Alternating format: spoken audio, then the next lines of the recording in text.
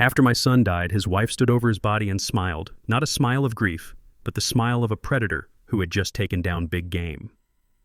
Now that the money bag is dead, she whispered to her fitness trainer, I am going to inherit $500 million, and that old man will be left with nothing but empty pockets. She rejoiced as if she had won the lottery, moving her boyfriend into my house before the funeral service was even over. But she forgot one thing. You cannot inherit what was never his to begin with. When the lawyer entered the room to read the will, he did not look at her. He looked at me.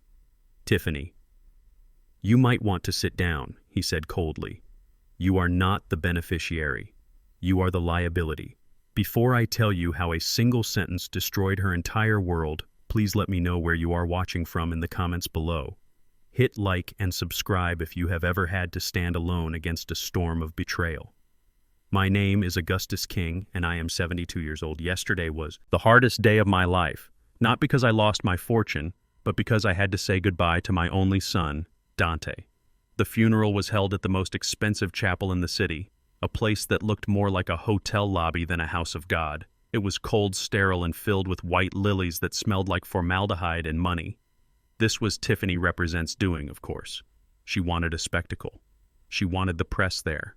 She wanted the world to see her in her designer black veil, playing the role of the grieving widow. I stood in the corner of the room, leaning on my cane, watching the circus. Dante would have hated this. He was a quiet man, a man of science and code, who preferred the hum of a server room to the flash of a camera. But Dante was gone, and now his image belonged to her. The room was packed with people who didn't know him, business partners eager to see who would take over the company, social climbers looking for gossip. And in the center of it all, Tiffany holding court. She was 30 years old, beautiful in a sharp, dangerous way, and her eyes were completely dry. She accepted condolences like she was accepting awards, nodding, clutching the arms of strangers, but never once looking at the casket. I waited until the crowd began to thin, until the reception line moved toward the exit. I wanted one moment, just one moment, to say goodbye to my boy. I walked slowly toward the open casket, my legs heavy, my heart feeling like a stone in my chest. I looked down at Dante. He looked peaceful, but too thin. The stress of the last few years, the relentless pressure Tiffany put on him to earn more, to buy more, had eaten him alive. He was 40 years old, but he looked older than me. I reached out my trembling hand, wanting to touch his cheek one last time, wanting to feel the cold reality of his skin to believe that he was really gone. Just as my fingertips were inches from his face, a hand shot out and struck my wrist. It wasn't a gentle stop. It was a slap, sharp and violent. I recoiled, looking up into the blazing blue eyes of Tiffany. She was standing there, flanked by Kyle, her personal trainer, a man who had been lingering around my son Represents' house for months. She didn't look sad. She looked furious. Don't touch him, she hissed, her voice a venomous whisper, meant only for me. Do not put your old rough hands on him. You will dirty the suit. That is a $5,000 Italian custom fit, and I need him to look perfect for the photos. Get back. Augustus, you have done enough. I stood there stunned. The sting on my wrist was nothing compared to the sting in my soul. This was my son. I had changed his diapers. I had taught him how to build his first model airplane. I had sat by his bedside when he had the measles. And now this woman, this stranger who had only known him for 5 years, was telling me I wasn't allowed to say goodbye because I might ruin the aesthetic. I looked at Kyle, hoping for some decency, hoping he would tell her to stop. But Kyle just smirked. He was a tall, muscular man with bleached teeth and the kind of arrogance that comes from never having to work for anything. He put a possessive hand on Tiffany Represents' shoulder and looked at me with pure disdain. Listen to the lady, old man, Kyle said, chuckling softly. Step back. The VIP section is closed. I wanted to scream. I wanted to raise my cane and strike them both down right there in the house of God. But I remembered who I was. I am Augustus King. I am an engineer. I spent 40 years calculating trajectories and stress points for aerospace engines. I know that when you are facing a structural failure, you don't hit it with a hammer. You find the weak point and you wait. So I didn't say a word. I just lowered my hand and stepped back. My eyes, fixing on Dante, represents body one last time. And that is when I saw it. Dante represents. Left hand was resting on his chest. His sleeve had pulled back slightly, revealing his wrist. It was bare. My breath caught in my throat. For 20 years, Dante had never taken off the watch I gave him when he graduated from MIT. It was a Patek Philippe, a vintage piece that had taken me 5 years of savings to buy. It was our bond, our symbol of time and legacy. He wore it to every board meeting, every product launch. He told me once, "Dad, this watch reminds me that time is the only thing we can't earn back." He was buried in a $5,000 suit, but the one thing that actually meant something to him was missing. I looked up, my eyes scanning the room frantically. Had the undertaker stolen it? Had Tiffany sold it already? And then my gaze landed on Kyle. He was adjusting his cufflinks, laughing at something. Tiffany whispered in his ear as he moved his arm. The light from the chandelier caught a flash of gold on his wrist. The world seemed to stop spinning. The noise of the room faded into a dull roar, leaving only the thumping of my own heart in my ears. There it was, my watch. My son represents watch, the Patek Philippe, with the inscription on the back that read, "To Dante, my North Star love. Dad." It was sitting on the wrist of the man who was sleeping with my son, represents wife, while my son represents body, was still warm. The disrespect was so absolute, so total, that it almost brought me to my knees. This wasn't just theft. This was a declaration of war. They weren't just taking. Dante represents money. They were erasing his memory. They were stripping his corpse and wearing his legacy like a trophy. Tiffany saw me looking. She followed my gaze to Kyle. Represents wrist, and for a second, just a split second, she looked surprised. But then a slow, cruel smile spread across her face. She didn't try to hide it. She didn't tell Kyle to cover it up. She lifted her chin, challenging me, daring me to make a scene, daring the old black man to accuse the wealthy white widow of theft. I looked at the watch, then I looked at Tiffany. I didn't blink. My eyes, usually warm and tired, went dark, cold, and hard like the steel I used to work with. I didn't say a word. I didn't point. I didn't call the police, not yet. They thought I was defeated. They thought I was a senile old man who would go back to his room and cry. But they forgot that before I was an old man, I was a man who solved impossible problems. And this problem standing in front of me, wearing my son, represents stolen time, was not impossible. It was just a variable that needed to be eliminated. I turned around and walked away from the casket, the tap of my cane on the marble floor sounding like the countdown of a clock. I walked out of the funeral home into the blinding afternoon sun, leaving my son behind with the wolves. But as I stepped into the light, I made a promise to the wind. "Dante," I whispered, "they took your time, but they will not take your dignity. The clock is ticking. Tiffany. But this time, it is ticking for you." The ride back from the cemetery was a masterclass in suffocation. We sat in the back of the black stretched limousine, separated by 3 feet of leather seat and an ocean of hatred. Tiffany was busy on her phone scrolling through the comments on her latest social media post about the funeral. She was checking the engagement metrics of her grief, counting the likes as if they were dollars. I sat looking out the tinted window, watching the gray city roll by, feeling the absence of my son like a phantom limb. The silence in the car wasn't peaceful. It was the heavy, pressurized silence of a bomb waiting to detonate. When the car pulled up to the iron gates of the King estate, the house that my son had bought 3 years ago looked different. It didn't look like a home anymore. It looked like a fortress that had been captured by enemy forces. The gargoyles on the gate seemed to be laughing at me, mocking the old man who was returning to a castle where he was no longer the king, but the prisoner. The driver opened the door, and I stepped out, my cane clicking against the cobblestone driveway. Tiffany swept past me, her black heels clacking sharply. She didn't wait for me. She didn't hold the door. She walked into the house as if she were marching into battle, and I was the target.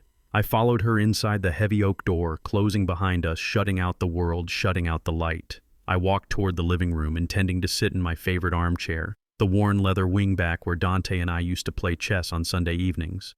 But before I could take a step, I heard a sound from the top of the stairs. It was a dragging sound followed by a heavy, rhythmic thumping. Thump, thump, thump. I looked up. Tiffany was standing on the landing, struggling with a large brown object. She gave it a final violent shove, and it came tumbling down the stairs, crashing onto the marble floor at my feet with a sickening crack. It was my suitcase. Not a new one, but the old leather Samsonite I had carried with me since my days at Boeing. The latch had popped open, spilling my shirts and my engineering journals across the foyer like entrails. I looked at the mess, then I looked up at her. She was standing there with her hands on her hips, looking down at me like I was an insect she had just stepped on. "What is the meaning of this?" "Tiffany?" I asked, my voice low and steady, forcing the tremor out of my hands. "It means, get out," she said. Her voice wasn't a whisper anymore. It was loud, echoing off the vaulted ceilings. "Dante is dead, Augustus. And with him died the only reason I tolerated your presence in this house." She walked down the stairs slowly, enjoying every step, enjoying the elevation she had over me. "I don't have an obligation to support you anymore," she continued, stopping on the bottom step so she could still look down on me. "You were Dante, represents charity case. You were the old relic he kept around out of guilt. Well, I don't have guilt. Augustus, I have bills, and I am not running a nursing home." I looked at my clothes scattered on the floor, my journals. The ones filled with sketches of turbine engines and flight dynamics were splayed open, vulnerable. I bent down to pick one up, but she kicked it away. Her sharp heel tore the cover. "Leave it," she snapped. "You can pack it up when you leave. You have 24 hours, Augustus. 24 hours to find a bridge to sleep under or a shelter that takes in strays. But you are not staying here." "Where am I supposed to go?" I asked, looking her in the eye. "This is my son represents house. He told me I would always have a home here." "He lied," she spat. "Or maybe he just forgot to ask his wife. You see, Augustus, this is prime real estate, and your room, the one with the view of the garden, the one you spend all day reading in, that room is gone." She smiled, a cruel twisting of her red lips. "Kyle needs a home gym," he says. "The lighting in your room is perfect for his morning selfies. So tomorrow morning the contractors are coming to rip out that dusty carpet and those ugly bookshelves. We are putting in mirrors and weights. So unless you want to be a barbell rack, you need to be gone." The mention of Kyle made my stomach turn. It was one thing to be evicted. It was another to be replaced by the man who was disrespecting my son represents memory before the dirt had even settled on his grave. "Speaking of the devil," a voice boomed from the living room. Kyle walked in. He was wearing a silk robe. My son represents silk robe, the one Dante wore on Sunday mornings while drinking coffee. Kyle had it open to his waist, showing off his chest, swinging a crystal wine glass in his hand. He looked at the scene in the foyer, the spilled clothes, the angry widow, the old man, and he laughed. "Honey, you didn't have to throw his panties on the floor," he said, walking over to Tiffany and wrapping an arm around her waist. "I could have tossed him out for you. Would have been good cardio." I looked at the glass in his hand. It was filled with a deep ruby liquid. I knew that color. It was a Chateau Margaux, 1982. Dante had bought that bottle at an auction for his 40th birthday. He was saving it for a special occasion. He was saving it for the day he retired. "You are drinking his wine," I said, my voice dropping an octave. That bottle was for his retirement. Kyle took a long, loud sip, smacking his lips exaggeratedly. "Well, I guess he retired early, didn't he, old man, so I am drinking it for him. Cheers to Dante, thanks for the robe, buddy. It is a little tight in the shoulders, but it breathes well." The rage that flared in my chest was blinding. It was a white-hot heat that made my vision blur. I gripped my cane so hard the wood creaked. I wanted to swing it. I wanted to smash that glass into his smiling face and wipe the arrogance off his soul. But I stood still. I am an engineer. I know that an uncontrolled explosion destroys the engine. You have to channel the pressure. You have to wait for the ignition point. Tiffany leaned into Kyle, giggling like a schoolgirl watching a bully torment the class nerd. "Look at him, Kyle. He doesn't know what to do. He thinks he still owns the place." Kyle looked at me, his eyes narrowing. He took another sip of the wine, and then he said the words that burned the bridge. "Forever. You know you should be grateful." "Back, Tom," he drawled, using the slur with a casual ease that showed he had used it many times before. "We are giving you a whole day to pack. Most people would have just changed the locks. You have had a good run, living off your rich son, pretending you were somebody. But let us be real. You are just the help that stayed too long." And now the masters of the house are tired of you, Uncle Tom. The slur hung in the air, heavy and toxic. He called me Uncle Tom, a man who had marched in Selma, a man who had broken barriers in the aerospace industry. When people like Kyle were still learning to spell their own names, he reduced my entire life, my dignity, my struggle to a racist caricature of subservience. I looked at Tiffany, expecting her to correct him, expecting her to have some shred of respect for the father of her late husband. But she just smirked, drinking in the insult, enjoying my humiliation. Right, she said, listen to him. Augustus Kyle is the man of the house now, and he wants you gone. So start packing. I looked at them both. The white woman who had married my son for his wallet and the white man she had brought in to spend it. They stood there, framed by the opulence my son had built, thinking they were the victors. They thought power was a loud voice in a silk robe. They didn't know that power is silence, power is memory, power is a plan. I bent down slowly, my knees popping in the quiet hallway, and I began to place my shirts back into the suitcase. I folded them neatly, smoothing out the wrinkles. I picked up my journals, dusting off the footprint Tiffany had left on the cover. I didn't look at them. I didn't give them the satisfaction of seeing a tear or hearing a plea. I stood up, closing the suitcase with a solid click. I adjusted my hat and looked at Kyle. Enjoy the wine, I said quietly. My voice was steady, dry as dust. It has a bitter aftertaste if you don't let it breathe long enough, but I suppose you wouldn't know that. Kyle stopped smiling for a second, confused by my calm. He expected a fight. He expected begging. My dignity confused him. I walked to the door, dragging the suitcase behind me. The wheels rumbled on the marble, echoing like distant thunder. "Where are you going?" Tiffany called out, suddenly annoyed that her drama had been cut short. "You have 24 hours. You don't have to leave now. You can sleep in the basement if you want." I opened the heavy oak door, letting the evening air rush in. It smelled of rain and freedom. "No, thank you," I said without turning back. "I prefer to sleep where the air is clean. I will send for the rest of my things." I walked out of the house, leaving the door open. Just a crack. I heard Kyle laugh again, calling me a crazy old coot, but his laughter sounded hollow. I walked down the long driveway, my cane tapping a rhythm on the stone. 1, 2, 3.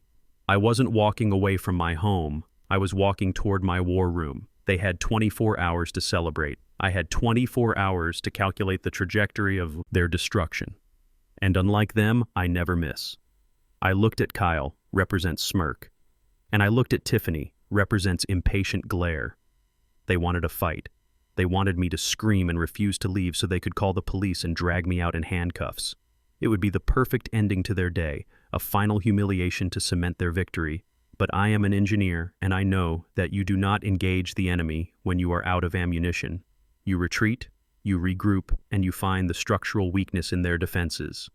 "Fine," I said, my voice sounding defeated and small. "I will go. I need to gather my strength. It is late, and my legs are not what they used to be. Can I just sleep in the basement tonight? Just one night, I will be gone before you wake up in the morning." Tiffany rolled her eyes, letting out a dramatic sigh as if my breathing air in her house was a personal affront. "Fine," she snapped, pointing a manicured finger at the floor. "Just tonight, and stay down there. I don't want to see you wandering the halls like a ghost. Use the service entrance tomorrow when you leave. Don't let the neighbors see you dragging that trashy suitcase down the front steps." I nodded, lowering my head in mock submission. "Thank you," I whispered. I took my suitcase and walked toward the narrow door under the stairs, the one that led to the unfinished basement.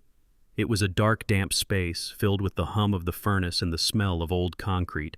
But as I closed the door behind me and heard the lock click from the outside, Tiffany locking me in like a dog, my posture changed. I straightened my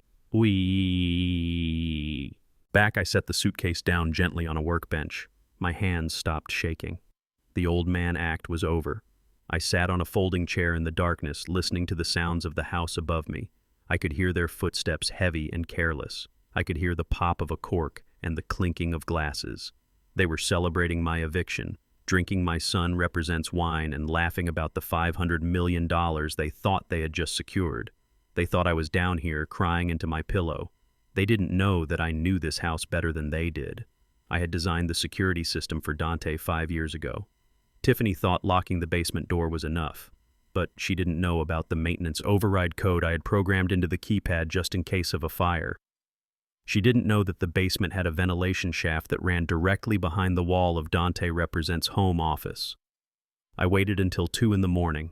The footsteps upstairs had stopped. The laughter had died down, replaced by the silence of expensive sleep. I moved the loose panel in the drywall, the one hidden behind the water heater, and slipped into the narrow service corridor. It was a tight squeeze for a man of 72, but rage is a powerful lubricant. I climbed the service ladder, wincing as my bad knee protested, but I didn't stop. I emerged into the utility closet on the second floor. The house was silent, wrapped in shadows. I walked softly down the hallway toward the master suite. The door was open slightly, and I could hear the rhythmic snoring of Kyle. He was sleeping in my son represents bed, dreaming of spending my son represents money. I felt a surge of bile rise in my throat, but I pushed it down. I wasn't here for revenge. Not yet. I was here for answers. I slipped into Dante Represents home office across the hall. It was a cold, sterile room filled with glass and chrome. Tiffany had decorated it. She wanted it to look like the office of a billionaire, not the workspace of an engineer. There were no photos of family, only awards and framed magazine covers. I sat down at Dante Represents desk. The leather chair still held the faint shape of his body. I touched the cold surface of his computer monitor. It was locked, of course, biometrics and passwords. Tiffany had probably already tried to hack it and failed. She was greedy, but she wasn't smart. She didn't know that Dante Represents mind was a reflection of mine. I looked at the password hint. It was a single question. What is the variable for lift? I smiled, a sad, broken smile. It was the first lesson I ever taught him about aerodynamics when he was 6 years old. L equals C.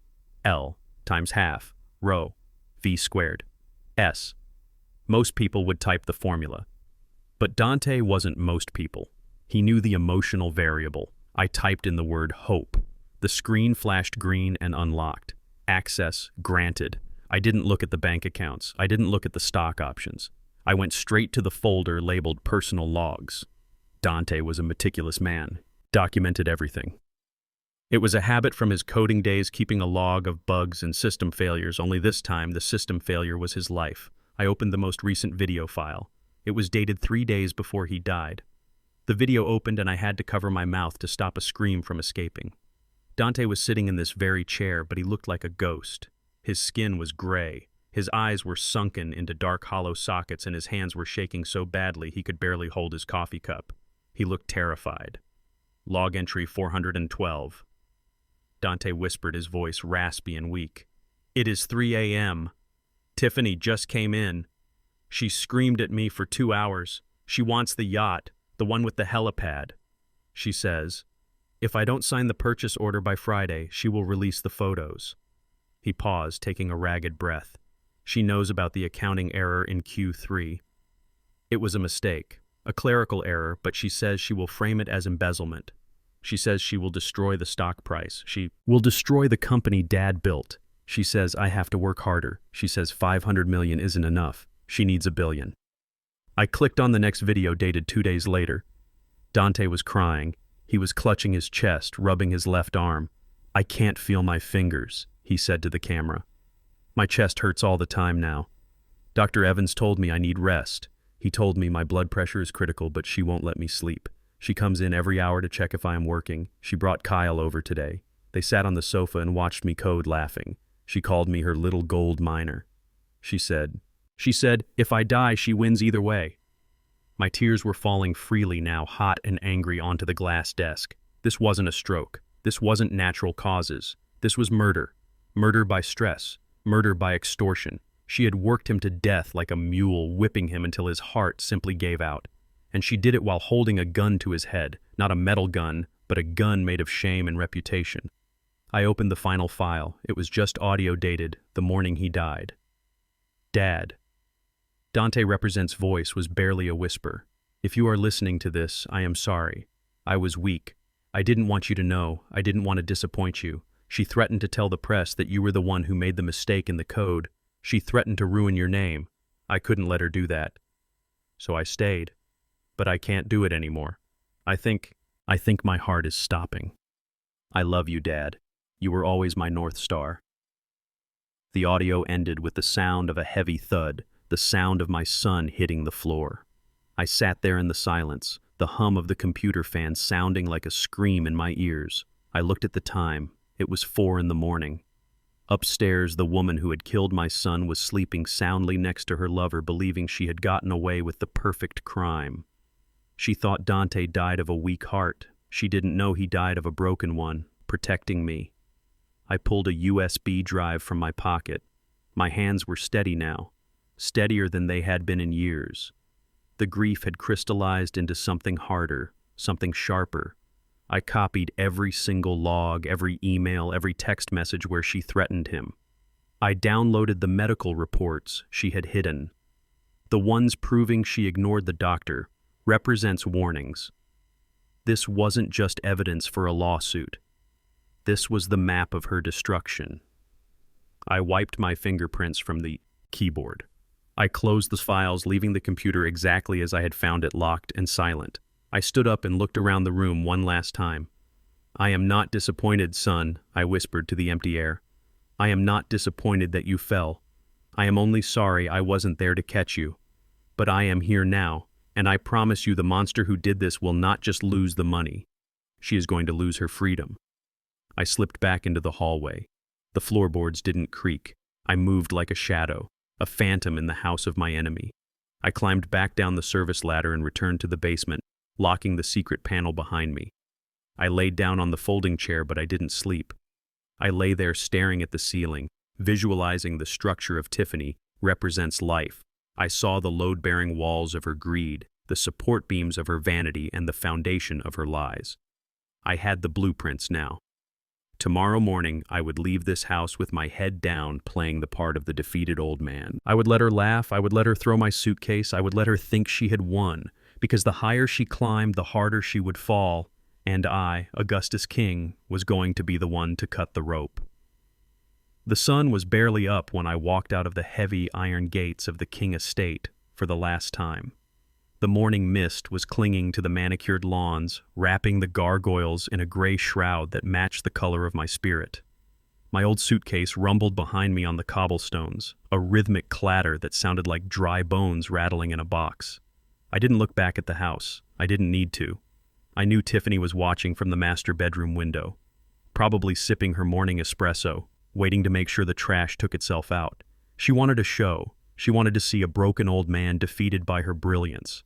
So I gave it to her. I hunched my shoulders, I dragged my left leg a little more than necessary, and I stopped at the gate to wipe a fake tear from my eye. But as soon as the heavy gates clicked shut behind me and I turned the corner onto the main road, my posture changed. I straightened my spine. I gripped my cane, not for support, but like a weapon. I wasn't leaving town. I wasn't going to a shelter, and I certainly wasn't going to crawl into a hole and die. I walked 3 blocks down the hill to a small brick apartment complex that faced the rear entrance of the estate. It was a rundown building, the kind with peeling paint and windows that stuck in their frames, but it had one feature that was worth more than gold. A direct line of sight into Dante represents home office. I had rented the unit 3 months ago under a fake name. It was supposed to be a storage space for my engineering journals, a place to work on my patents in peace. Away from Tiffany represents constant complaining, but now it was my command center, my cockpit. I set my suitcase down on the dusty floor and walked to the window, pulling out a pair of high-powered binoculars. I focused the lenses, adjusting the variable until the blurry shape of the mansion sharpened into crystal clarity. I could see the balcony, I could see the garden, and I could see Kyle walking out onto the terrace. In my sun represents robe, stretching like a cat in the sun. The first shot of the war was fired at noon. I went to the pharmacy on 4th Street, the same one I had been using for 20 years to pick up my blood pressure medication. The pharmacist. Mrs. Gable smiled at me when I walked in, but her smile faltered when she looked at her computer screen. "Augustus," she said, her voice dropping to a whisper, "there is a problem with your insurance. It is coming up as terminated." "Terminated," I repeated calmly, leaning on the counter, checking the perimeter of my emotions. "Yes," she said, looking confused. "It says the policy was canceled by the primary account holder at 9 this morning. The note says..." She hesitated, her face turning pink. The note says, "Dependent, no longer eligible due to non-residency. Augustus, this medication is expensive, out of pocket. It is $300 a month. I looked at her kind face and I felt the cold calculation of Tiffany represents move. She knew I had hypertension. She knew that without these pills I was at risk of a stroke. She wasn't just kicking me out. She was trying to kill me. She was cutting my supply lines, hoping nature would do the dirty work so she wouldn't have blood on her manicured hands. I pulled out my wallet. My hands were shaking slightly. Not from fear, but from a rage so potent it felt like gasoline in my veins. I paid in cash. Mrs. Gable counting out the bills I had saved from my pension. "Keep the change," I told her. "And Mrs. Gable, if anyone asks, I didn't pick these up. Tell them I couldn't afford it. Tell them I walked away empty-handed. I walked out of the pharmacy and pulled out my phone." I dialed Tiffany represents number, knowing exactly what would happen. It rang once then, a sharp click, and a mechanical voice informed me that the subscriber was not accepting calls. She had blocked me. She had erased me. She wanted me to feel isolated, desperate, and alone. She wanted me to panic. But panic is a variable. I eliminated from my system a long time ago instead of panicking. I called Thurgood Mosley. Thurgood has been my lawyer and my friend since we were the only two black faces in our graduating class at the state university. He met me at a diner on the edge of town, a place where the coffee was strong and the booths were deep enough to hide secrets.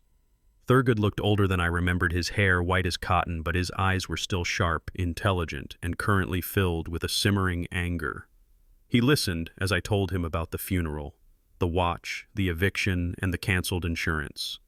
He didn't interrupt. He just gripped his coffee cup tighter until his knuckles turned gray.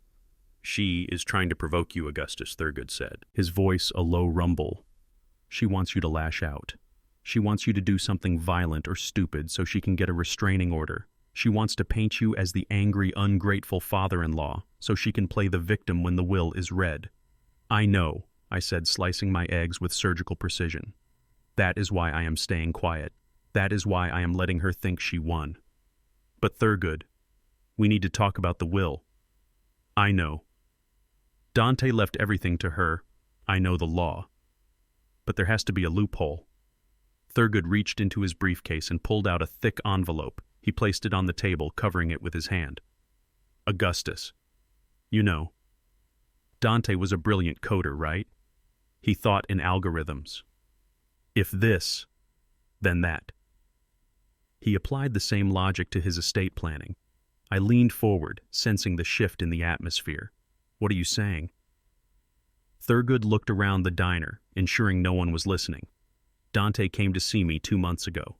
He was scared. Augustus. He knew his health was failing. He knew Tiffany was pressuring him. He suspected she was having an affair, but he didn't have the proof. He was trapped. If he divorced her, she threatened to release confidential company data that would ruin the stock price. So he wrote a second will." "A second will," I whispered. "A conditional will," Thurgood corrected. "It is a masterpiece of legal engineering. The primary will, the one Tiffany knows about, leaves everything to her absolutely. But this document," Thurgood tapped the envelope, "is the override code. It states that if Dante dies under suspicious circumstances, or if his widow displays gross moral turpitude within 30 days of his death, the primary will is null and void." "Gross moral turpitude," I repeated, testing the weight of the phrase. "It is a legal term," Thurgood explained. "It means behavior that is vile, base, or depraved. It means acting without conscience." Dante listed specific triggers. If she denies his father housing, if she cuts off medical care, if she cohabitates with another man in the marital home before the estate is settled. If she does any of these things within 30 days, the assets do not go to her. They revert to the residual beneficiary. "And who is the residual beneficiary?" I asked. Thurgood smiled, and for the first time that day I saw a glimpse of the young man who used to debate civil rights with me in the dorm room. "You are Augustus, but not just you. The estate reverts to the original founder. We will get to that part later. The important thing is the trigger. We need proof. We need her to cross the line so clearly that no judge in America can side with her." "She already crossed it," I said. My voice was hard. "She moved Kyle in yesterday. She threw my clothes in the street. She cut my insurance today." Thurgood shook his head. "It is not enough, Augustus. Not for $500 million. For that kind of money, she will hire an army of lawyers. They will say Kyle is a grief counselor. They will say you moved out voluntarily. They will say the insurance was a clerical error. We need more. We need her to feel so safe, so victorious that she stops pretending. We need her to be cruel. Publicly, undeniably cruel. I understood the mission instantly. It was a stress test in engineering. When you want to certify an engine, you run it at maximum power until it breaks. You push it past the red line, you heat it up, you deny it. Oil. We needed to do the same to Tiffany. We needed to feed her ego until it burst. So I have to play the victim, I said. I have to be the old horse put out to pasture. Exactly, Thurgood said, leaning back. You have to let her humiliate you. You have to let her think you are destitute, broken, and begging. You have to make her believe that the money is hers and you are nothing but a nuisance. If she thinks she has won, she will get careless. She will start spending. She will start bragging. And that is when we catch her. I thought about the Patek Philippe on Kyle Represents wrist. I thought about my son dying alone in that cold office, terrified of the woman he slept next to. I thought about the indignity of hiding in a rundown apartment watching my own home through binoculars. It went against every fiber of my being. I am a proud man. I have worked hard for every scrap of respect I have earned. Asking me to bow my head to a woman like Tiffany was like asking a lion to eat grass. But then I remembered Dante Represents' voice in the log files. She said, "If I die, she wins either way." No, son, I thought, she doesn't win. I looked at Thurgood and nodded slowly. I will do it, I said. I will be the old horse. I will let her ride me into the ground. But Thurgood, when the 30 days are up, I want the saddle off, and I want to be the one who closes the gate. Thurgood slid the envelope back into his briefcase. Consider it done. The reading of the will is scheduled for 3 weeks from today. That gives her 21 days to hang herself. You just need to give her the rope. I left the diner and walked back to my observation post. The sun was high now, beating down on the pavement. My leg ached, but I didn't slow down. I climbed the stairs to my apartment and went straight to the window. I picked up the binoculars. Across the street, Tiffany was by the pool. She was wearing a black bikini, holding a glass of champagne, laughing at something Kyle was doing. He was splashing water at her carefree and vibrant living, the life my son had paid for with his blood. Laugh while you can, I whispered, zooming in until her smiling face filled my vision. I picked up my phone and dialed her number again, knowing she wouldn't answer, knowing it was blocked. But I needed to leave a digital trail of my desperation. I needed the phone records to show that her father-in-law had called, and she had ignored him. I sat down in the dusty chair and began to plan. My first move would be the bank. I would ask for a loan, knowing I would be rejected. I would make sure the rejection got back to her. I would let her hear the rumors that Augustus King was broke, that he was selling his tools, that he was eating cat food. I would feed the monster. And in 3 weeks, when she walked into that Lawyer Represents office thinking she was the queen of the world, she would find out that the throne she was fighting for was actually an electric chair, and I would be the one flipping the switch. The view from my apartment window was like looking at a stage play of my own life, but with someone else reading the lines. Through the high-powered lenses of my binoculars, I watched Tiffany pacing the length of the master bedroom she had claimed. The morning sun caught the diamond rings on her fingers, turning her hands into flashes of hard, cold light. She was holding a thick envelope, the official notification from the executor of the estate, telling her that she was the sole beneficiary of Dante King as primary will. She was reading it for the 10th time, shaking the paper as if she could shake the money directly out of it and onto the floor. I put the binoculars down and took a sip of lukewarm coffee. The notification was the first step in the sequence. Thurgood had timed it perfectly. The letter confirmed that she was now worth $500 million on paper. But paper cannot buy a Lamborghini. Paper cannot pay for a yacht, and paper certainly cannot pay off the gambling debts I suspected Kyle had accumulated. The legal system is slow. Probate takes months, sometimes years, before she could touch a single cent of Dante's money. The courts had to validate the will, settle the taxes, and clear the debts. Tiffany was currently the poorest rich woman in America, asset rich, but cash flow dead. My phone buzzed on the dusty table. It was Thurgood. "Is she dancing yet?" he asked, his voice dry and devoid of humor. "She is screaming," I said, picking up the binoculars again. "She just threw a vase at the wall. She realizes she cannot access the accounts," good Thurgood said. "Now we open the valve. We need to make her thirsty. Augustus, we need to make her feel like she is missing out on the opportunity of a lifetime. I just sent the email to her lawyer, the one we drafted, the one marked confidential regarding the government contract. It was a beautiful lie, simple and elegant. We had planted a rumor, a fabricated internal memo suggesting that King Tech was about to sign a massive defense contract with the Pentagon. The memo suggested that once the news went public, the stock price would double overnight, turning 500 million into $1 billion, but the buy-in window was closing in 48 hours. I hung up and watched. The trap was set. Now I just had to wait for the greed to override the logic. An engineer knows that every material has a breaking point. You just have to apply the right amount of pressure in the right place. Tiffany represents breaking point was her vanity.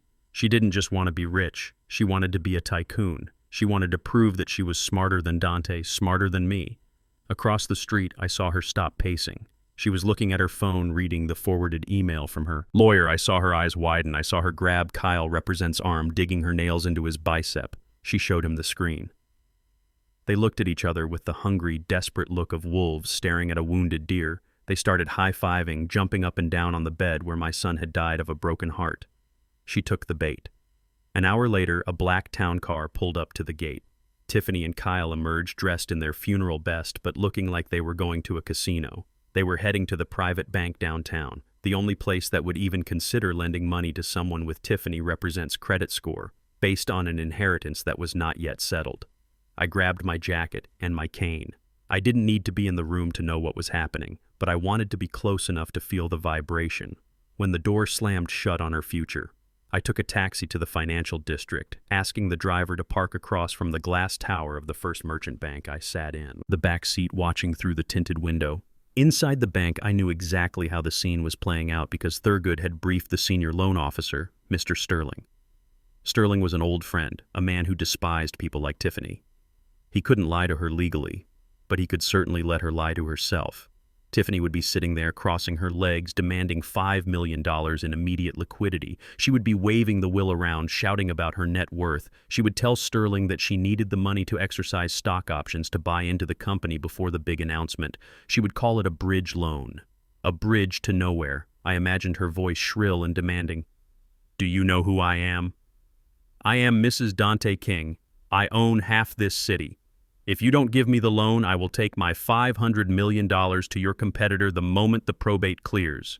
It was the ultimate bluff, and Sterling played his part perfectly. He would hesitate. He would look at her credit report, which was likely a disaster. He would look at the will, and then he would make the offer. The offer that looked like a lifeline, but was actually a noose. Ms. King, we can authorize a personal loan of $5 million. But since the estate is not yet settled, we will need a personal guarantee. You will have to pledge the entire inheritance as collateral.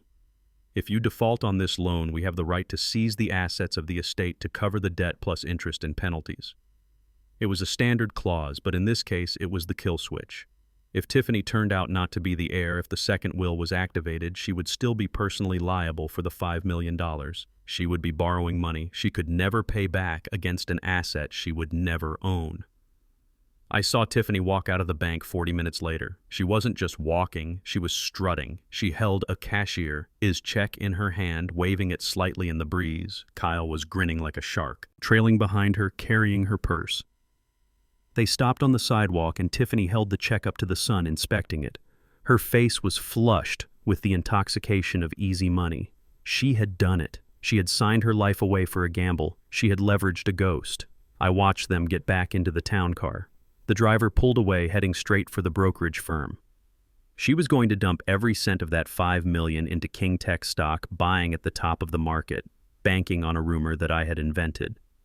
She was buying shares in a company that was about to undergo a massive leadership crisis. The moment the truth about the ownership came out, the stock would plummet. She was buying tickets on the Titanic after it had already hit the iceberg. I returned to my apartment, feeling a heavy, weary satisfaction. The first bolt of the trap had been fired, but Tiffany wasn't done yet. Greed is an appetite that is never satisfied. Having the money wasn't enough. She needed an audience. She needed to show the world that she had won. That evening, the lights in the King estate blazed like a supernova. Delivery trucks began arriving in a steady stream. I saw florists carrying massive arrangements of white orchids. I saw caterers unloading crates of champagne and caviar. I saw a team of event planners running around the garden, hanging lanterns in the trees. She was planning a party, a victory party.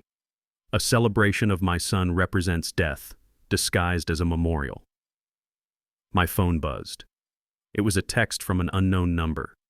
It was an image, a digital invitation. The King Legacy Gala, honoring the life of Dante King, hosted by his loving widow, Tiffany King. I stared at the screen. Loving widow. The words made bile rise in my throat.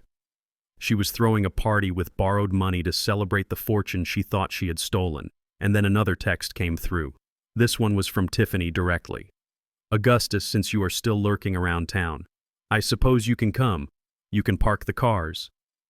The valet service is short-staffed. It is the only way you will get a meal. Pay is $10 an hour. Don't be late. I looked at the message, and for a moment the engineer in me wanted to calculate the sheer density of her cruelty. It was impressive in a way, absolute and unyielding. She wanted to reduce me to a servant in my own home. She wanted me to open doors for the people who used to work for me. She wanted to break my spirit publicly, but she forgot that you cannot break what has already been forged in fire. I typed a single word in reply. Okay. I put the phone down and walked to the closet. I pulled out my old valet uniform from 50 years ago, the one I had kept as a reminder of where I started. It was a little tight across the shoulders, but it fit. I brushed the lint off the lapel. My hands were steady. She wanted a valet. I would give her a valet. I would park the cars. I would hold the umbrellas. I would open the doors. And while I was doing it, I would be watching, I would be listening, and I would be waiting. Because the higher she built this tower of lies, the more debris would fall when I pulled the pin. I looked out the window one last time at the mansion glowing in the night. It looked beautiful, vibrant, and alive. But I knew the truth. It was a house of cards. And the wind was picking up. The rain that night was not a storm. It was a cold, persistent drizzle that soaked through the thin polyester of the valet uniform Tiffany had sent over. It was a uniform meant for a teenager, a bright red vest with gold braiding that looked ridiculous on a 72-year-old man. But I wore it. I buttoned it all the way to my chin, covering the scar on my neck from the surgery I had 3 years ago, trying to keep the dampness from settling into my bones. I stood under the awning of the King estate, the house I had helped pay for the house where my son had taken his first steps, and I waited for the parasites to arrive. They came in a procession of chrome and leather luxury sedans and sports cars that cost more than most people earn in a lifetime. These were the people Tiffany called friends, socialites, influencers, and hangers-on, who smelled money, like sharks smell blood. I opened the doors for them, bowing my head, letting the rain drip from the brim of my cap onto my nose. "Good evening, sir. Welcome to the King estate," I said over and over again. My voice was gravelly low, a sound that disappeared under the noise of their laughter and the bass thumping from inside the mansion. Most of them looked right through me. To them, I was just a fixture, a piece of machinery that moved their cars to the lower lot, but a few of them recognized me. I saw Mr. Henderson, a board member of my son Represents Company, do a double take as he stepped out of his Bentley. "Augustus," he whispered, his eyes widening in shock. "Is that you? What are you doing here?" I didn't look him in the eye. I kept my gaze fixed on the emblem of his car. "I am just parking cars tonight, Mr. Henderson," I said, my voice devoid of emotion. "Enjoy the party." He hesitated, looking from me to the front door where Tiffany was greeting guests with a glass of champagne in her hand. He shook his head, muttering something about the world going mad, and walked inside. He didn't offer to help. He didn't turn around and leave in protest. He walked inside to drink the wine and eat the food just like the rest of them. It was a valuable data point. Loyalty has a price, and apparently the price was an open bar. The humiliation was a physical weight heavier than the wet wool of my coat.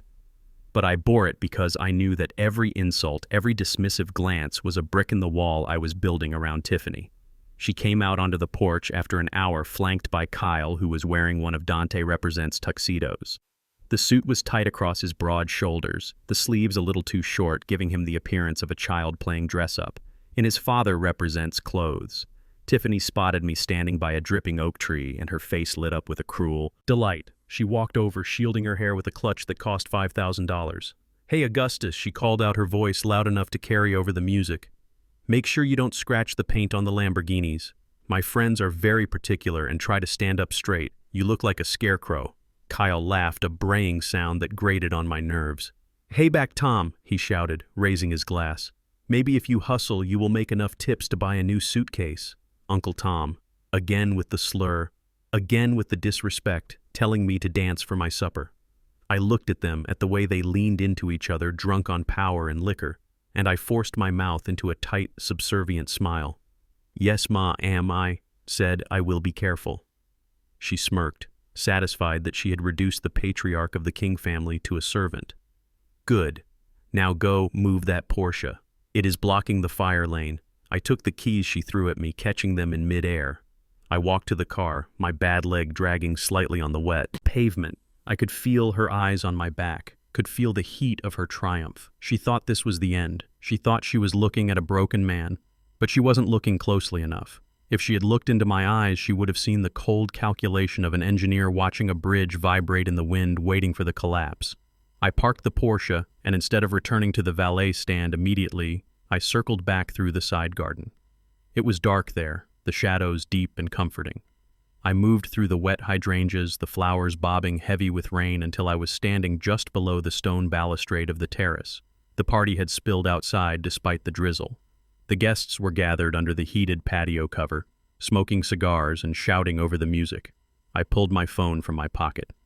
It was an old model, cracked screen and taped together, but the microphone worked perfectly.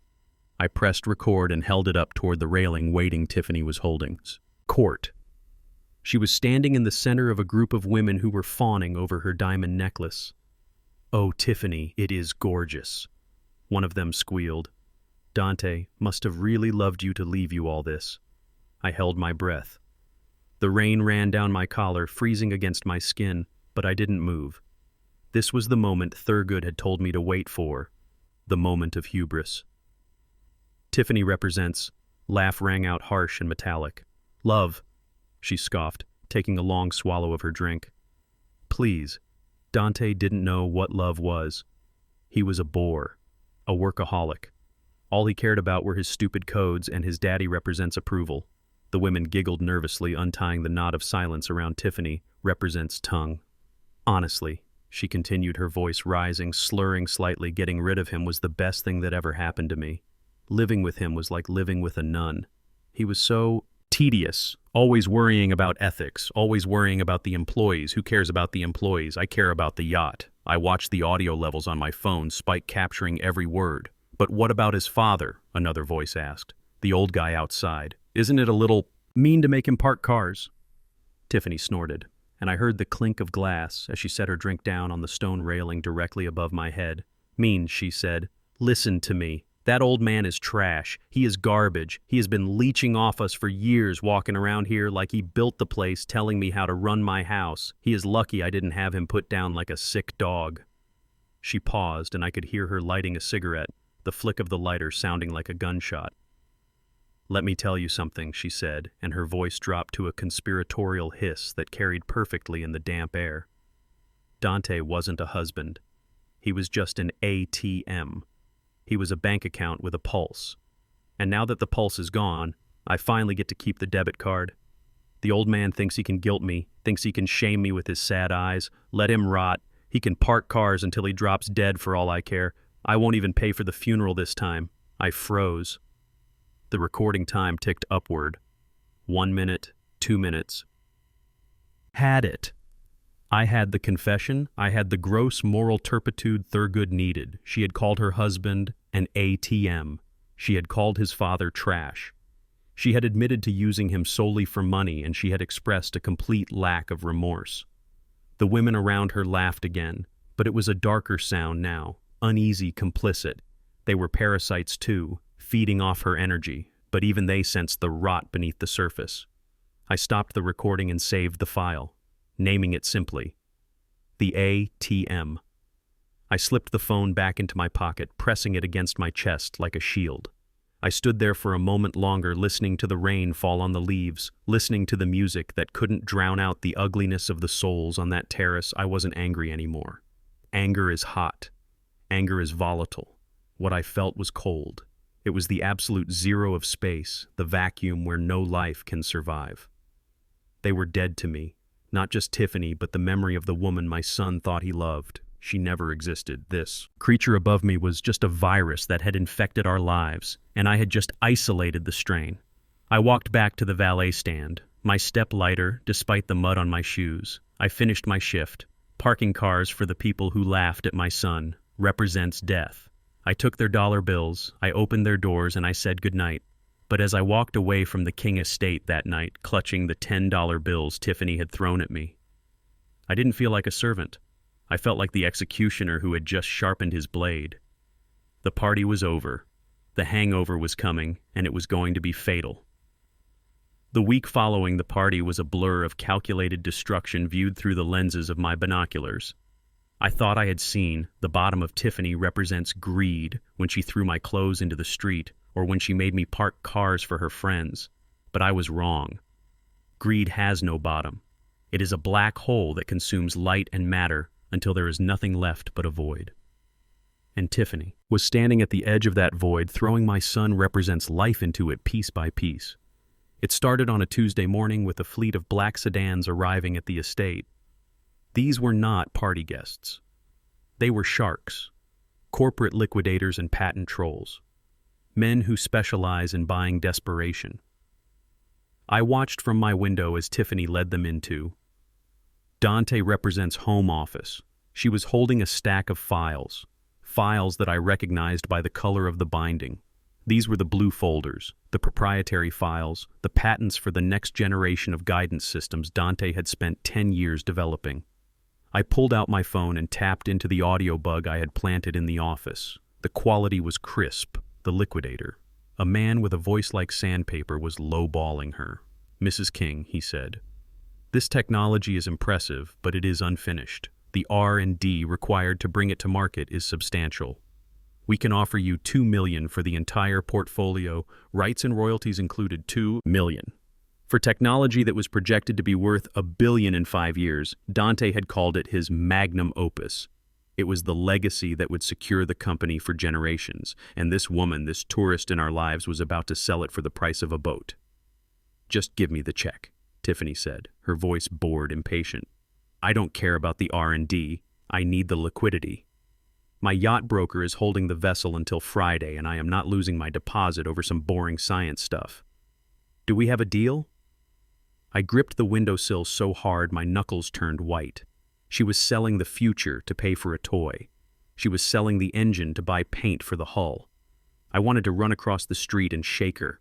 I wanted to scream that she was burning the library to heat the stove, but I forced myself to stay put. Thurgood had said we needed her to cross the line of no return. This was it. She was dismantling the company, represents assets for personal gain. It was criminal. It was irreversible, and it was the final nail in her coffin. But the business liquidation was just business. The personal destruction that followed on Wednesday was the thing that broke my heart into pieces small enough to fit in a dustpan.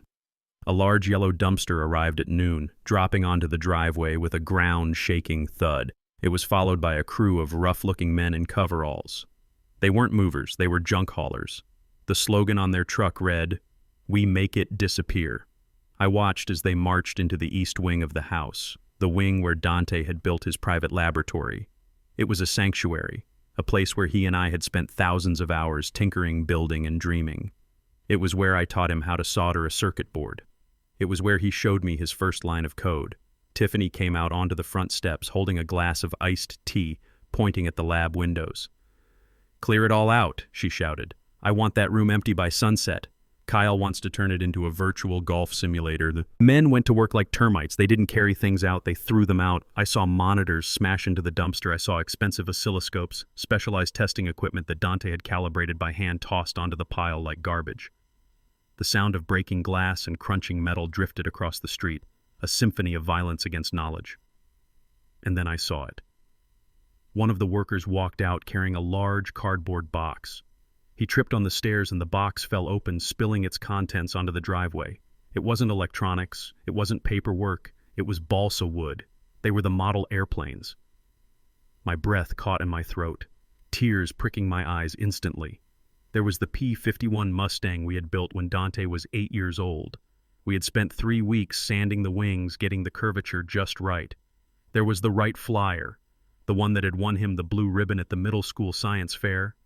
There was the large remote-controlled glider we used to fly in.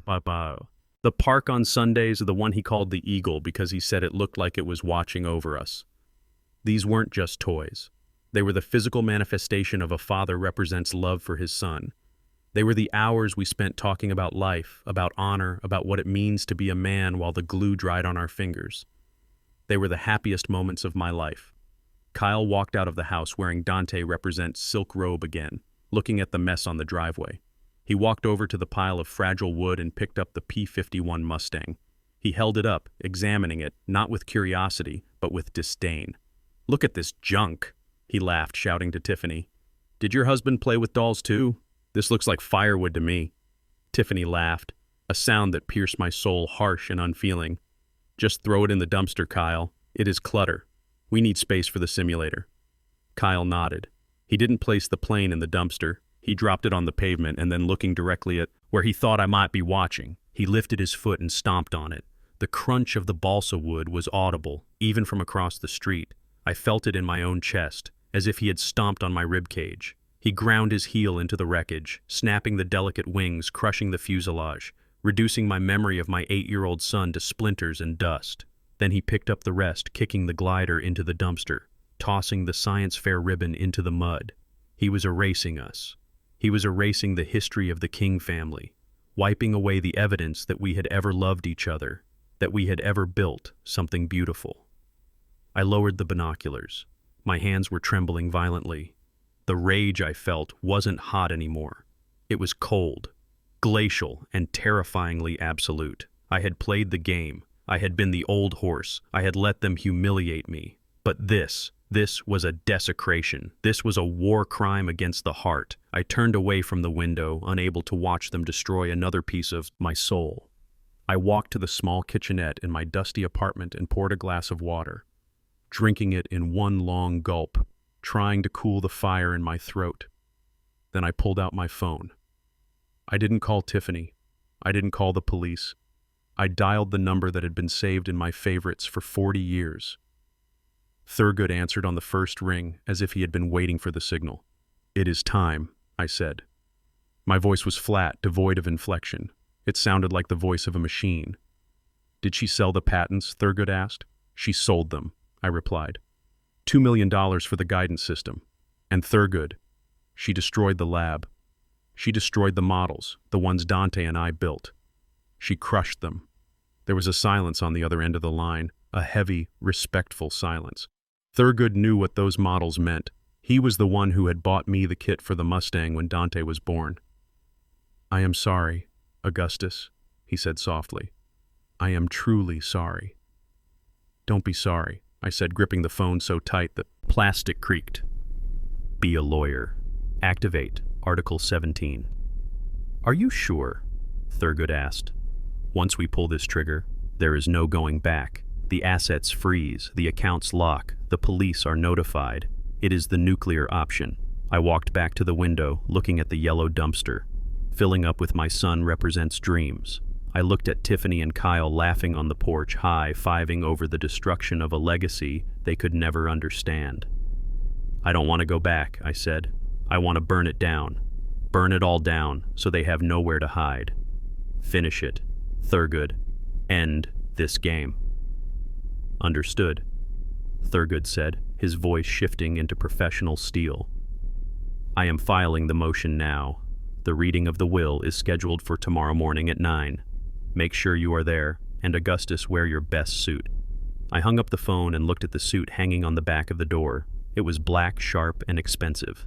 It was the suit of a CEO, not a valet. It was the suit of a father who was about to avenge his son. I looked out the window one last time. Tiffany was holding a bottle of champagne, spraying it over the dumpster, christening her pile of garbage. She thought she was clearing space for a golf simulator. She didn't know she was clearing space for her own prison cell. "Enjoy the champagne," Tiffany," I whispered to the glass. "Enjoy the victory lap, because tomorrow you run into the wall, and I will be the one holding the bricks." The audio feed from the master bedroom of the King estate had become my nightly radio show, a soap opera of greed spiraling into madness. For the first few days after the funeral, it was just the sound of champagne corks popping and bed springs creaking, the soundtrack of two people celebrating a lottery win. But as the week dragged on and the bank continued to delay the release of the liquid assets, the tone changed. The laughter stopped. The champagne was replaced by the clinking of hard liquor bottles, and tonight the silence was broken by the sound of violence. I sat in my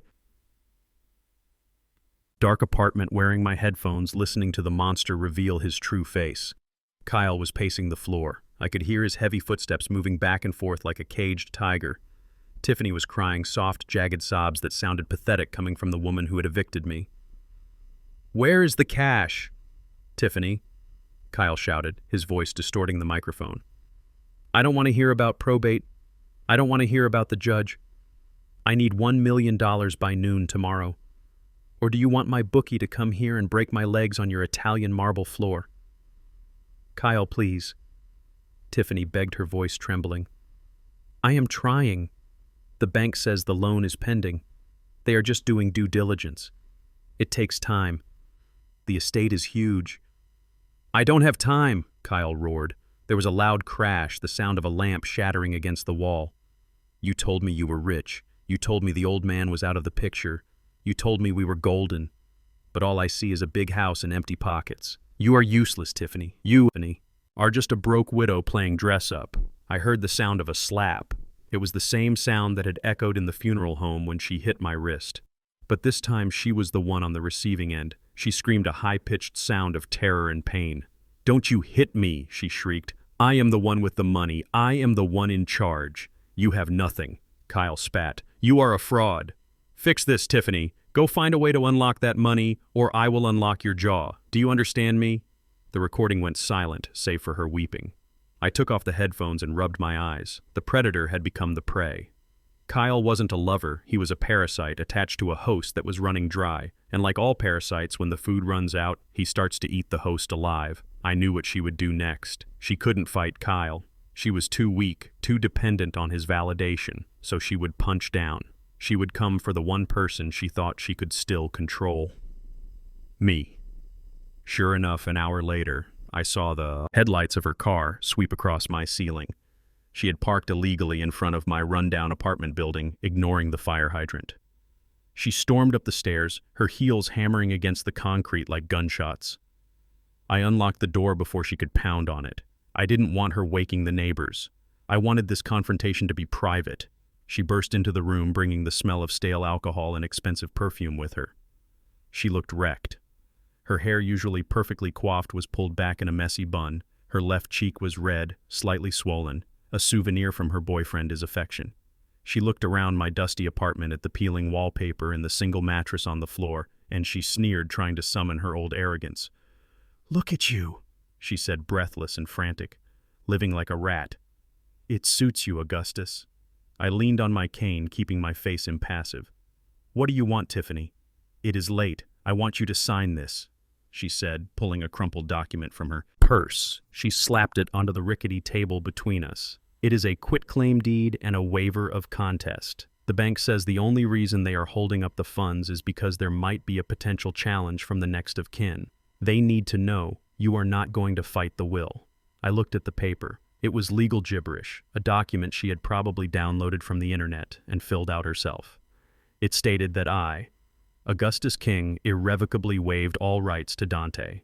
King is estate, past, present, and future. It was a useless piece of paper, because I hadn't challenged the will yet, but in her desperate mind, this was the magic key that would unlock the vault.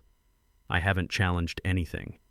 "Tiffany," I said, slowly, pretending to be confused. "I left the house. I gave you the keys. Why do I need to sign this?" "Because I said so," she screamed, slamming her hand on the table, making the dust jump. "Because I need that money now. Kyle needs... We need to pay off the debts Dante left us. And as long as you are lurking around, the bank is nervous. So sign it. Sign it and disappear." I looked at her desperate face, and I saw the fear behind the rage. She was terrified of Kyle. She was terrified of being poor. She was terrified of the lie she had built collapsing on top of her. But instead of asking for help, instead of admitting she was in trouble, she decided to threaten me. "I don't know," I said, shaking my head, feigning hesitation. Thurgood said, "I shouldn't sign anything without him reading it first. Maybe I should wait." That was the trigger. The hesitation. I pushed the button and the bomb exploded. "You will not wait," Tiffany hissed, leaning across the table, her face inches from mine. Her eyes were wide, manic, completely devoid of humanity. "If you don't sign this paper right now, Augustus, I swear to God I will make you regret it." I looked at her calmly. "What can you do, Tiffany? You already took my house. You took my son, represents money. You took my dignity. What is left?" She smiled. Then, a smile so cruel, so grotesque that it made the hair on my arms stand up. "I have his body," she whispered. The room went cold. The air seemed to freeze in my lungs. "What did you say?" I asked, my voice barely audible. "I have legal control over his remains," she said, straightening up, looking down at me with triumph. "Dante is buried in the King family plot. Yes, but as his widow, I have the right to exhume him. I have the right to move him. And if you don't pick up that pen and sign this paper, I will have him dug up tomorrow morning." She paused, letting the horror of her threat sink in.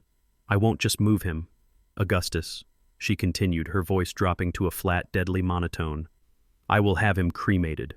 And I won't put him in an urn. I won't scatter him in the ocean. I will take his ashes into the master bathroom and I will flush them down the toilet. I will flush your precious son down the drain like the waste he was. And you will never have a grave to visit. You will never have a place to cry. He will be gone, flushed away into the city. Sewers." I stared at her, unable to breathe. My heart hammered against my ribs, a frantic rhythm of shock and rage. This was it. This was the gross moral turpitude Thurgood had talked about. This was the line. She hadn't just crossed it, she had obliterated it. To threaten the desecration of a grave, to threaten to flush.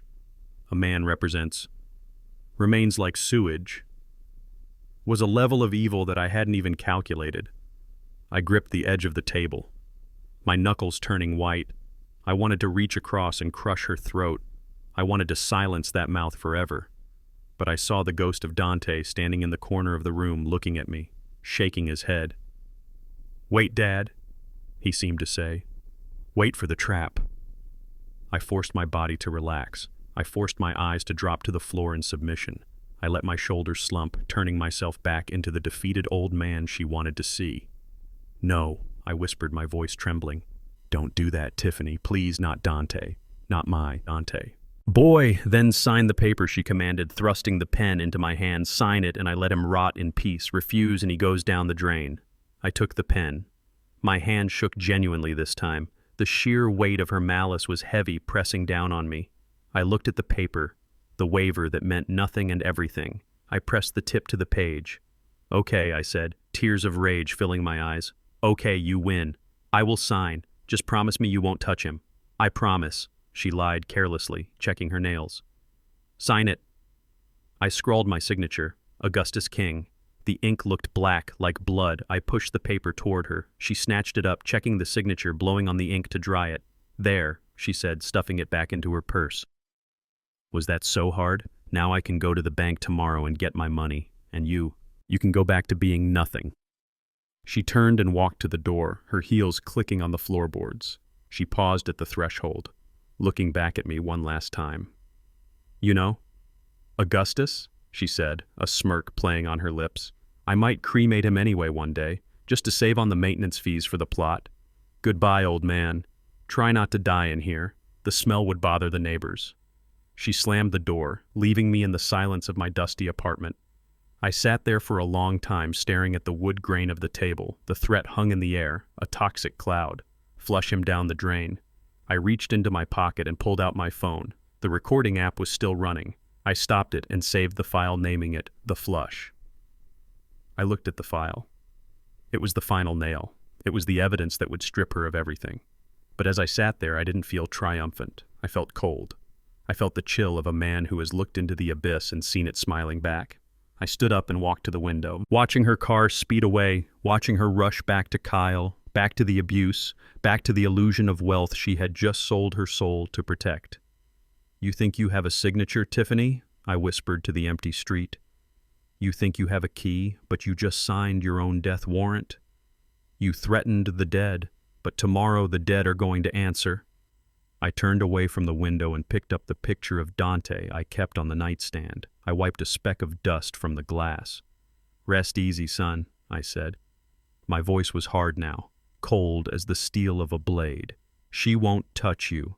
She won't ever touch you again. Because by this time tomorrow, she won't even own the shoes on her feet." I dialed Thurgood's number. He answered on the first ring. "She did it," I said. The words tasted like ash. She threatened to dig him up. Thurgood, she threatened to flush his ashes. There was a silence on the line, a heavy, stunned silence. Then Thurgood spoke, and his voice was the sound of a judge passing sentence. "My God," "My God," whispered. "That is it, Augustus. That is the end. We have everything. Bring the recording to my office in the morning." The reading is at noon. I hung up and sat on the edge of the mattress. I didn't sleep that night. I sat there in the dark, polishing my shoes, preparing my suit, sharpening my mind. I was done being the victim. I was done being the old horse. Tomorrow the lion would wake up, and the feast would begin. The law offices of Mosley and Associates were located on the 42nd floor of the Guardian Building, a structure of granite and steel that looked down upon the city like a judge on a high bench. The conference room was a sanctuary of silence, smelling of lemon polish, old leather, and the heavy weight of the law. I sat at the far end of the long mahogany table, my hands folded over the head of my cane. I was wearing my best suit, a charcoal three-piece that I hadn't worn since I received my Lifetime Achievement Award from the Engineering Guild 10 years ago. It was a little loose around. The waist now stress has a way of carving meat from your bones, but my shoulders filled the jacket just fine. I sat straight, immobile, a statue of patience waiting for the storm to break. Thurgood sat at the head of the table, his face an unreadable mask of professional detachment. In front of him sat a single manila envelope sealed with red wax. To his right sat Mr. Sterling, the loan officer from the bank who had lent Tiffany the $5 million. Sterling looked nervous, tapping his pen on his leather folio. He was there to collect. He had brought the loan documents and a transfer order ready to seize the funds the moment the probate was finalized. He was the vulture waiting for the carcass, but he didn't know the carcass was poisoned. We waited. The clock on the wall ticked loudly, marking the seconds past 9 o'clock. Thurgood checked his watch and looked at me, raising a single white eyebrow. "She is late," he murmured. "She is making an entrance," I replied, my voice low. "She wants us to know that. Us. Our time is less valuable than hers." At 9:20, the double doors swung open with a force that banged them against the stops. Tiffany walked in, and she did not look like a grieving widow. She looked like a coronation. She was wearing a white suit, sharp and tailored, cut low to show off the diamond necklace that used to belong to my wife. She wasn't wearing black. She was done with mourning. Today was payday. Kyle trailed behind her like a loyal dog on a diamond leash. He was wearing a suit that was too shiny, the fabric shimmering under the fluorescent lights. He had a pair of sunglasses perched on his head, and he was chewing gum, dragging the scent of mint and arrogance into the solemn room. "Sorry we are late," Tiffany said, not sounding sorry at all. She threw her purse onto the table, the heavy buckle scratching the polished wood. The traffic was a nightmare, and honestly I had to fire the driver this morning. He was driving too slow. "I need speed today, gentlemen.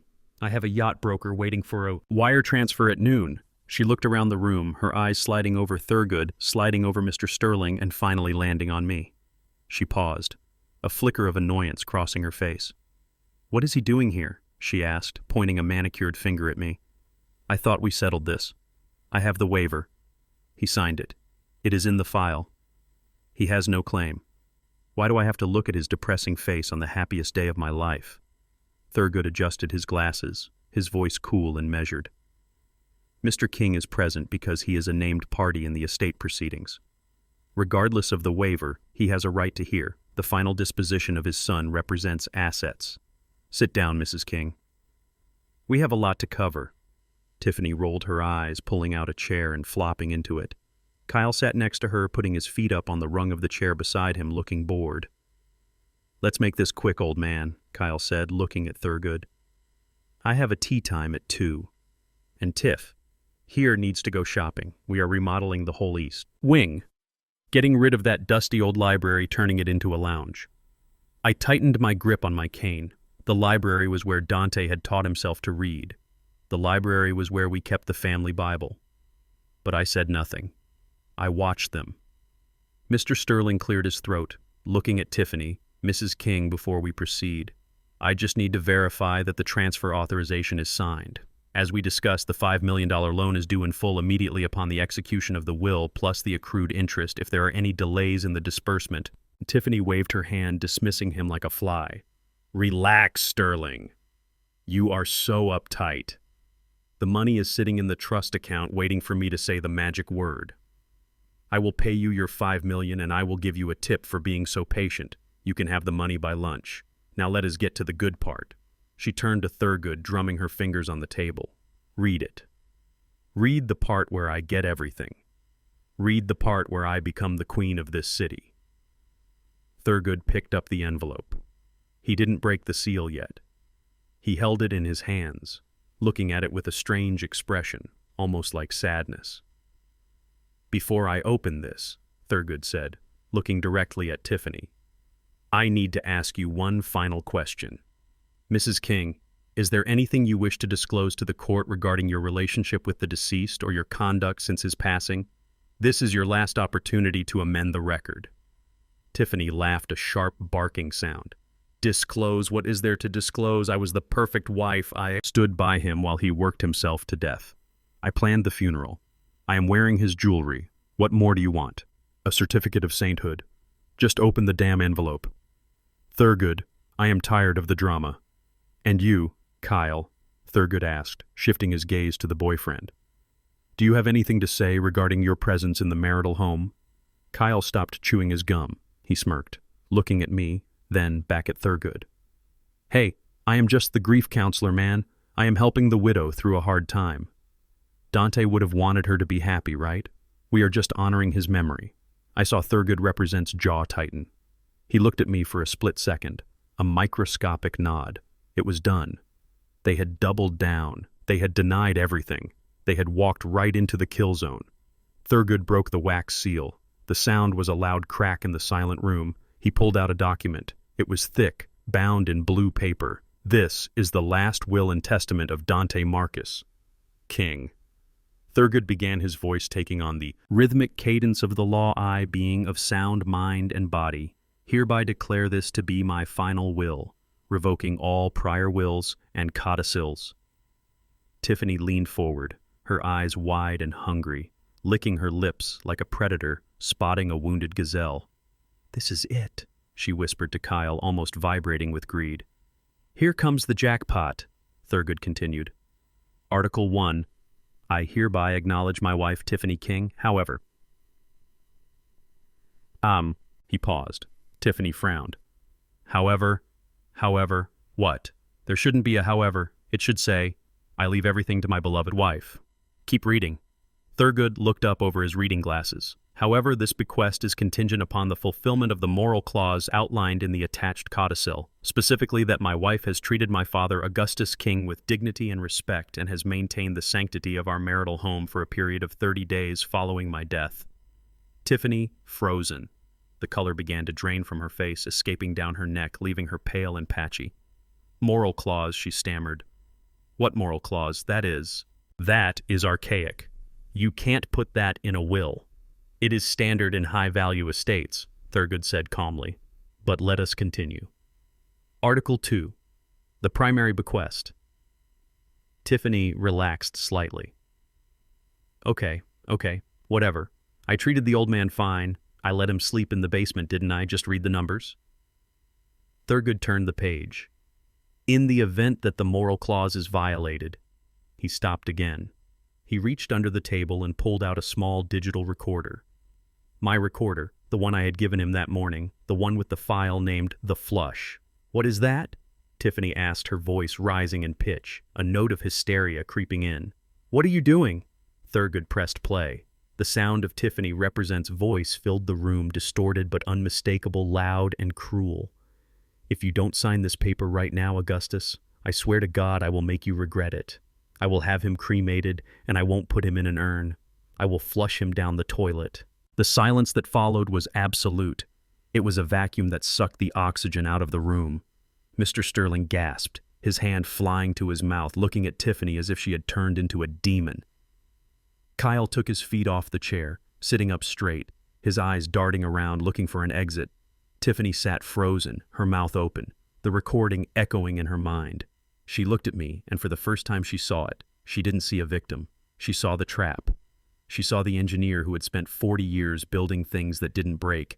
That is fake, she screamed, standing up, knocking her chair over. "It is AI.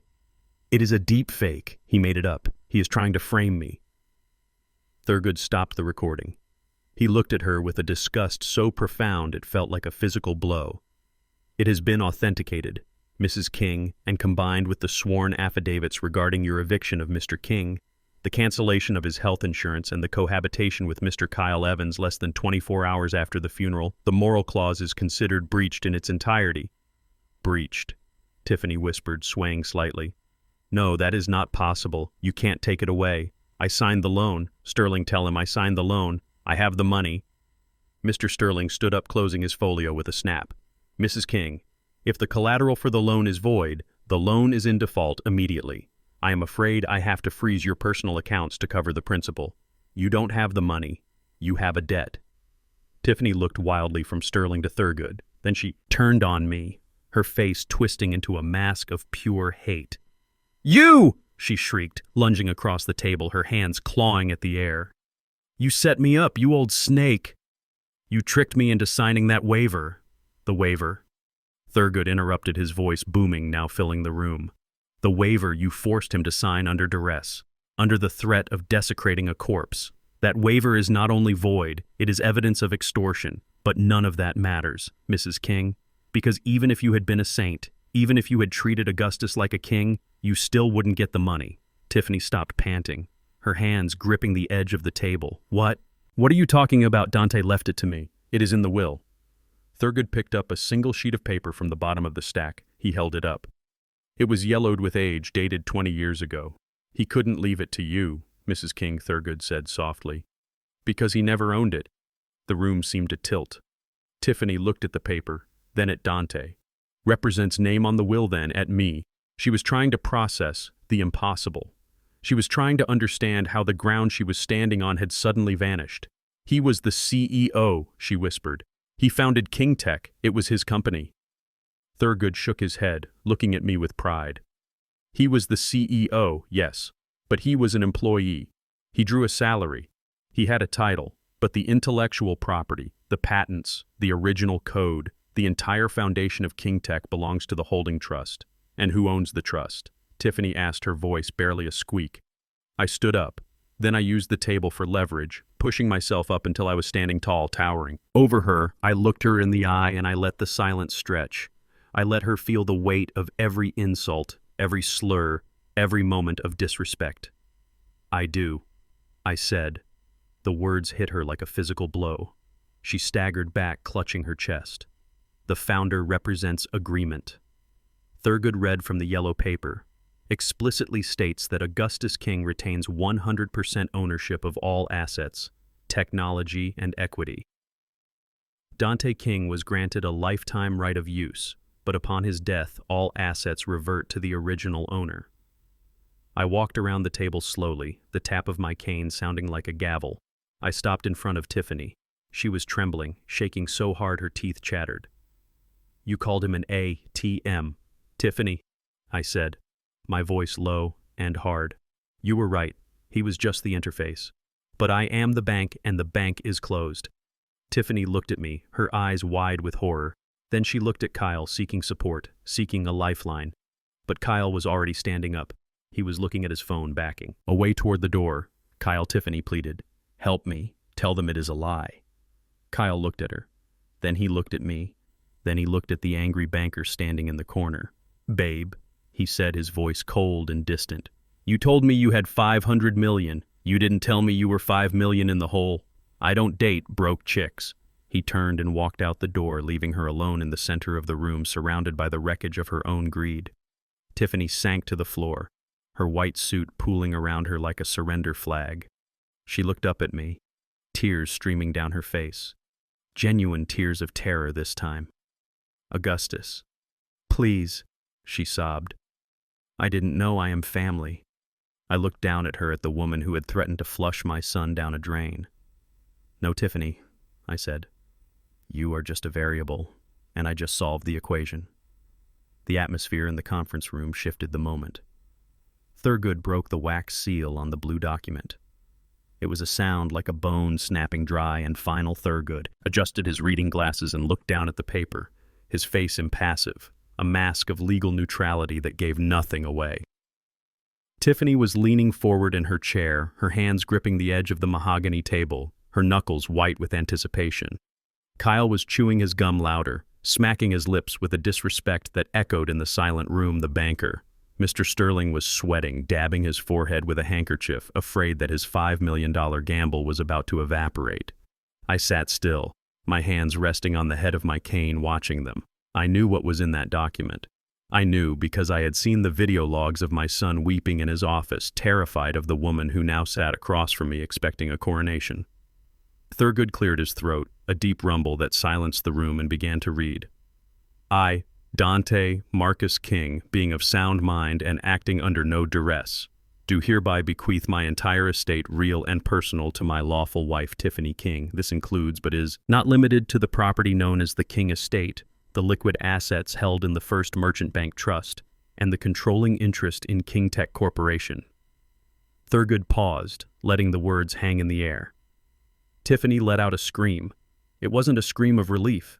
It was a scream of conquest. She jumped out of her chair legs screeching against the floor, and threw her arms in the air. Yes, she shouted, her voice shrill and piercing. Yes, I knew it. I told you. He left it all to me, every single cent. She grabbed Kyle, pulling him out of his chair and planting a wet, sloppy kiss on his mouth right there in the solemnity of a law office, ignoring the fact that she had just heard her dead husband represent's last words. We are rich, baby, she squealed. We are set for life. The yacht, the house, the cars. It is all ours. Kyle grinned, wrapping his arms around her waist, lifting her slightly off the ground. That is what I am talking about. He laughed, looking at Mr. Sterling, giving him a thumbs up. Told. You, the money was good, Sterling. You can unfreeze those accounts now. We are going shopping. Tiffany pulled away from Kyle and turned her gaze to me. Her eyes were bright with malice, burning with the triumph of the wicked. She walked around the table, her heels clicking sharply on the floor, until she was standing right in front of me, invading my space, smelling of expensive perfume and rot. Well, old man, she sneered, leaning down so her face was level with mine. Did you hear that? Did you hear the lawyer? He left it to me. To his lawful wife, not to his daddy, not to his charity case. To me. She poked my shoulder with a manicured finger, hard, painful. See, Augustus, she continued, her voice dripping with venom. You thought you were so smart, sneaking around, spying on me, calling the insurance company. But in the end, you are just what I said you were, a loser. You have empty pockets. Augustus, you have nothing. The house is mine, the money is mine. Even the shirt on your back was paid for by my husband. So, technically, that is mine too. She straightened up, looking down her nose at me, brushing an invisible speck of dust from her white suit. I will give you 24 hours to get your junk out of that apartment across the street, she said. I don't want you looking at my house. I don't want you breathing my air. Go back to wherever you came from, Augustus. Go rot in a state home. Because the King family is done with you. Kyle laughed from across the room, clapping his hands slowly, mocking me. Yeah. Back, Tom. Time to hit the road. Maybe you can get a job parking cars permanently. You were pretty good at it. I didn't move. I didn't blink. I looked at Tiffany, at the sheer, unadulterated ugliness of her soul, and I felt a strange sense of calm. It was the calm of a man watching a child play with a grenade, knowing the pin has already been pulled. Are you finished, Tiffany? I asked quietly. She laughed, tossing her hair back. Oh, I am just getting started. But yes, I am finished with you. Get out of my sight. She turned, back to Thurgood, waving her hand dismissively. Okay, lawyer, we are done here. Give me the check, give me the keys, and let us wrap this up. I have a celebration to get to. Thurgood didn't move. He didn't hand her the document. He didn't reach for a checkbook. He just sat there looking at her over the rim of his glasses with a look of profound pity. "Sit down, Mrs. King," Thurgood said, his voice low and commanding. Tiffany froze halfway to her chair. "Excuse me," she snapped. "I am the sole beneficiary. I don't take orders from you. You work for me now." "No," Thurgood said simply. "I do not, and I strongly suggest you sit down because I haven't finished reading the file." Tiffany huffed, rolling her eyes, and flopped back into her chair, crossing her arms petulantly. "Fine. Read the fine print." "Whatever. Just get to the part where I get the money." Thurgood closed the blue folder. The sound was soft, a whisper compared to the crack of the seal. He placed his hands on the table, intertwining his fingers. "The document, document. Read is indeed the last will and testament written by Dante King," Thurgood said. "It is dated 3 months ago, and in it he does indeed attempt to leave his entire estate to you." "Attempt," Tiffany interrupted. "What do you mean, attempt?" "He did it. You just read it. He left me everything." Thurgood ignored her, continuing as if she hadn't spoken. "However, there is a fundamental principle in property law, Mrs. King, a principle that dates back centuries. It is a concept called title of ownership. Simply put, a man cannot bequeath what he does not own." The room went silent again, but this time it was a confused, heavy silence. Mr. Sterling stopped wiping his forehead and leaned forward, his eyes narrowing. Kyle stopped chewing his gum. Tiffany frowned, looking from Thurgood to me and back again. "What are you talking about?" she asked, a nervous tremor entering her voice. "Dante owned everything. He was the CEO. He bought the house. He built the company. It was his name on the building." Thurgood shook his head slowly. "Regretfully, Dante King was the chief executive officer." "Yes," Thurgood explained. "He had a very generous salary. He had a corporate expense account, and he had the right to reside in the King estate, but he did not hold the title to the property, nor did he hold the controlling shares of King Tech Corporation." Tiffany let out a short, incredulous laugh. "You are lying," she spat. "That is impossible." "He was the founder.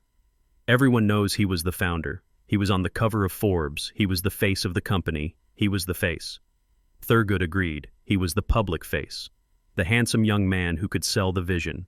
But the assets, the bricks and mortar, the patents, the intellectual property, and the equity, those were never his. Tiffany stood up again, her hands shaking, slamming them onto the table, causing the water pitcher to rattle. "Then whose are they?" she screamed. "If they weren't his, whose are they?"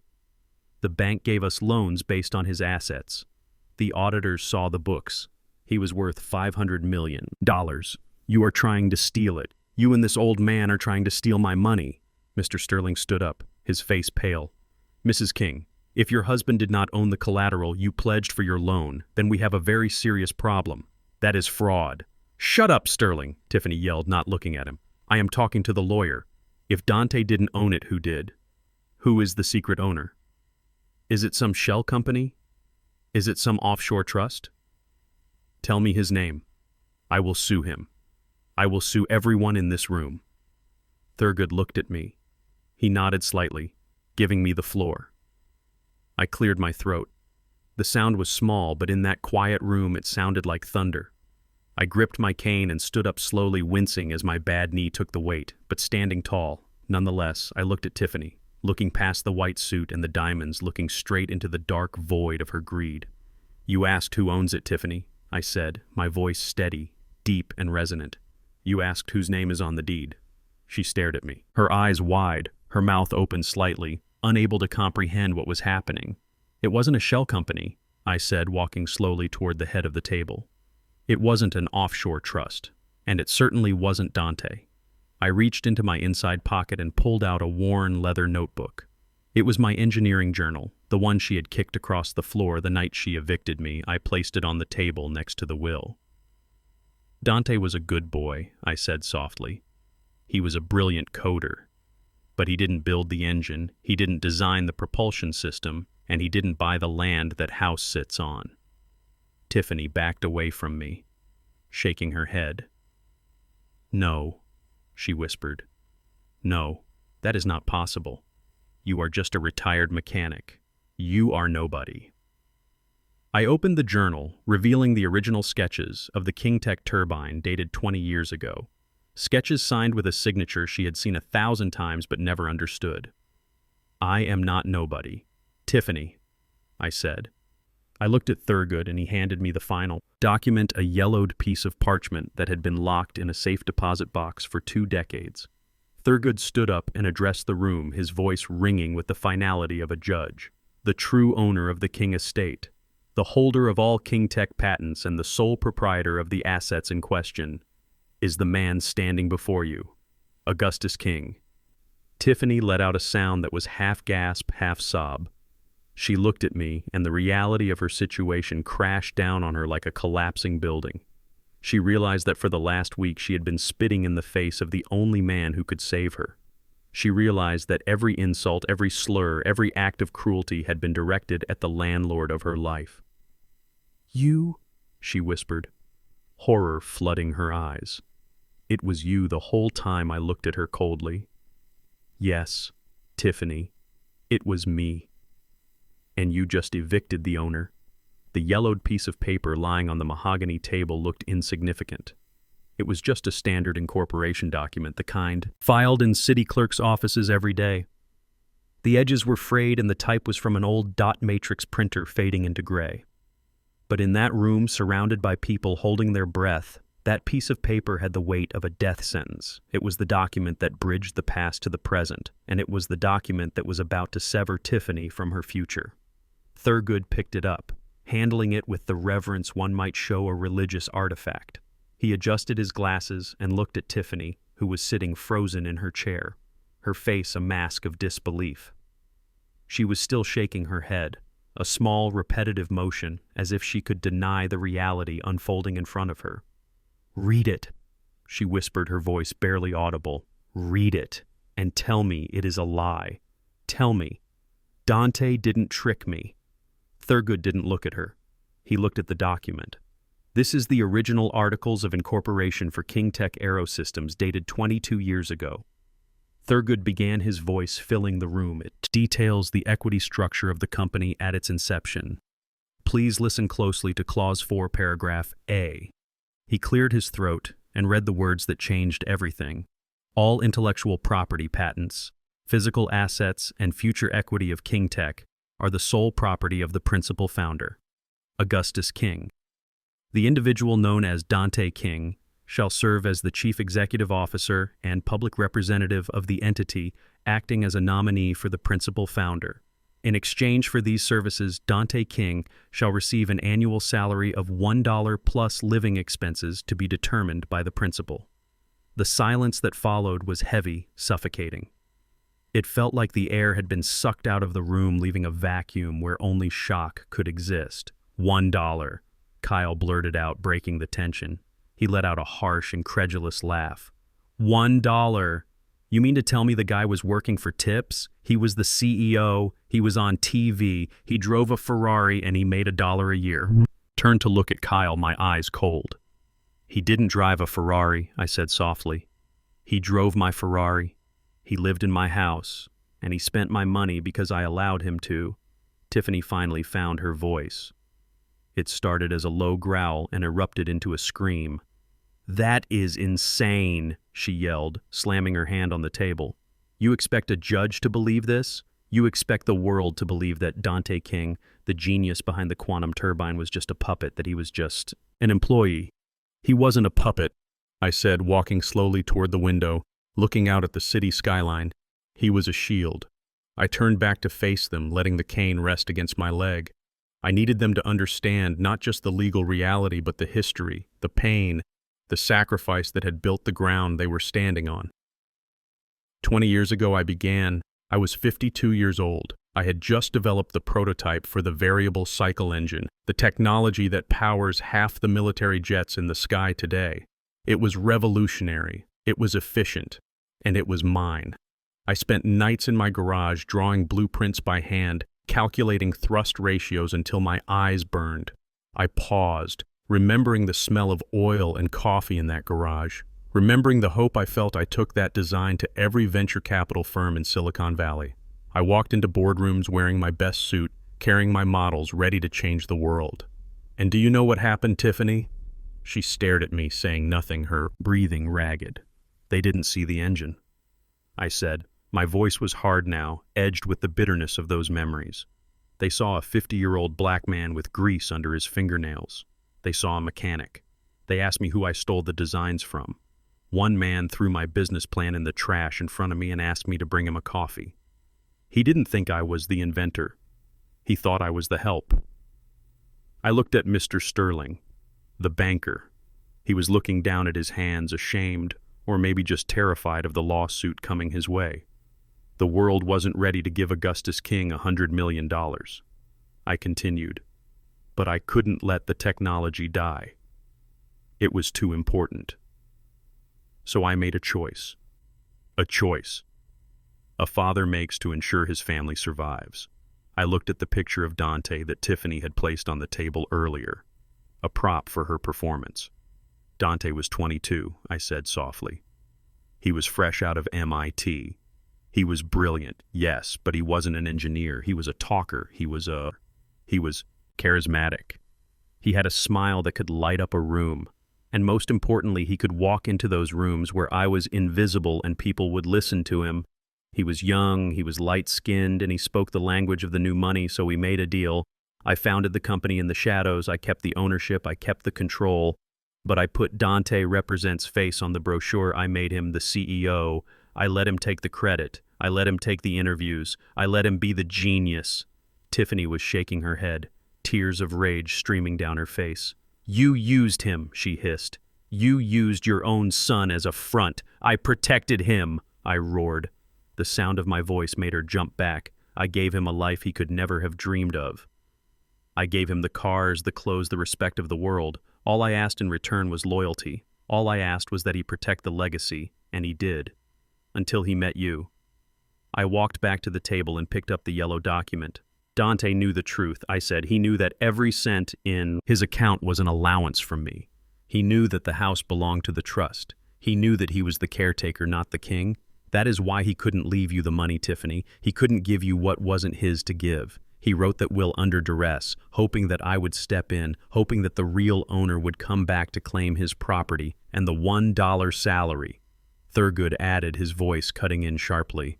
That was Dante Represents idea. It was a tax strategy, yes, but it was also a symbol. He wanted to remind himself every year that his true wealth didn't come from a paycheck. It came from his father. Tiffany looked at the document again. Her eyes were scanning the lines, looking for a loophole, looking for a way out. But there was none. The language was clear, precise, and ironclad. So... She whispered, her voice trembling so badly the words were barely intelligible. So everything, the stocks, the accounts, the house, it is all mine, I finished simply. The reality of it hit her like a physical blow. She slumped back in her chair, her white suit suddenly looking like a costume from a play that had been canceled. She looked at her hands, the hands that wore diamond rings, bought with my money, and she started to hyperventilate. And the loans. She gasped, clutching her chest. The $5 million I borrowed, the money I spent on the stocks. Mr. Sterling stood up then. He looked pale, sick. He knew that his career was likely over, Mrs. King. Sterling said, his voice tight. If the collateral you pledged the inheritance does not exist, then the loan is unsecured. And since you signed a personal guarantee creating a liability based on fraudulent representation. Fraud, Tiffany shrieked, turning on him.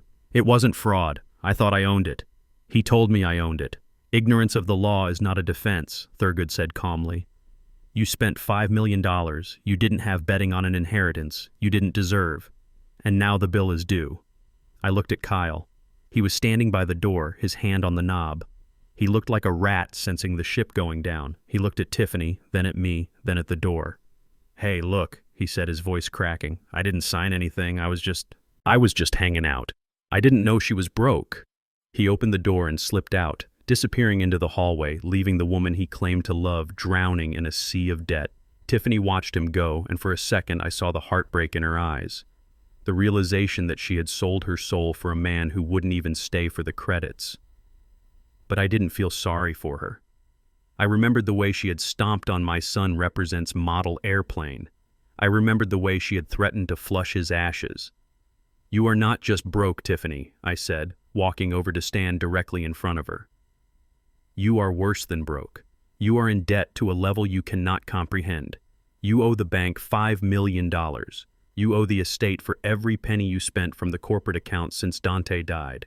And you owe me for the pain you caused my son." I leaned down close enough to see the fear in her pupils. "Dante tried to protect you," I whispered. "He tried to warn you. He wrote that second will to give you a chance to be decent, a chance to show that you loved him and not just the money, but you couldn't do it. You had to be greedy. You had to be cruel. And now you are going to learn what it feels like to be truly empty." Tiffany looked up at me, and for the first time the arrogance was gone, replaced by the terrified look of a child who realizes the monster in the closet is real. "Dad," she whimpered, using the word she had refused to say for years. "Dad, please help me. I can't pay that money. They will put me in jail." I stood up straight, adjusting my cufflinks. I looked at Thurgood. "Is the police officer waiting outside, Thurgood?" Thurgood nodded. "Yes, the Economic Crimes Division." "Send him in," I said. I turned my back on Tiffany as she began to scream, begging, pleading, promising to change. But I wasn't listening. I was looking at the yellow paper on the table, the paper that proved that while the world may judge a man by the color of his skin, power recognizes only one thing: ownership. And I had ownership. And I owned them all along. The math in the conference room had changed instantly and violently. In the span of 5 minutes, Tiffany had gone from believing she was worth $500 million to realizing she was worth absolutely nothing. But she was about to learn a lesson that every engineer knows deep in their bones: zero is not the bottom. There are numbers below zero, dark, cold numbers that can drown you just as surely as the ocean. And Tiffany was standing at the edge of the deepest trench of all. Thurgood adjusted the papers on the table, pushing the yellowed articles of incorporation to the side. He reached into his briefcase and pulled out a binder that was black, thick, and ominous. He placed it in front of Tiffany. The sound it made hitting the table was heavy, like a shovel hitting the earth on a grave. "What is that?" Tiffany whispered, wiping the mascara from her cheeks with the back of her hand. Is that the money? Is there a trust fund or a life insurance policy? Something Dante left just for me." Thurgood opened the binder. The pages were red, not the paper itself, but the ink. Column after column of negative numbers stretching down the page like scratches on a prison wall. "This," Thurgood said, his voice devoid of sympathy, "is the liability ledger of Dante King. You see, Mrs. King, while the assets of the company and the estate belong to Augustus, the debts incurred by Dante in his personal capacity belong to his estate. And since you are the sole beneficiary of his personal estate, you inherit everything that belongs to him, including his obligations." Tiffany looked at the page, squinting as if the numbers were in a foreign language. "Debts," she stammered. But he was rich. We lived in a mansion. We flew private. How can there be debts?" "You lived the lifestyle of a billionaire," Thurgood corrected. "But you did it on a salary of $1 a year plus a very generous allowance from his father. But that wasn't enough for you, was it?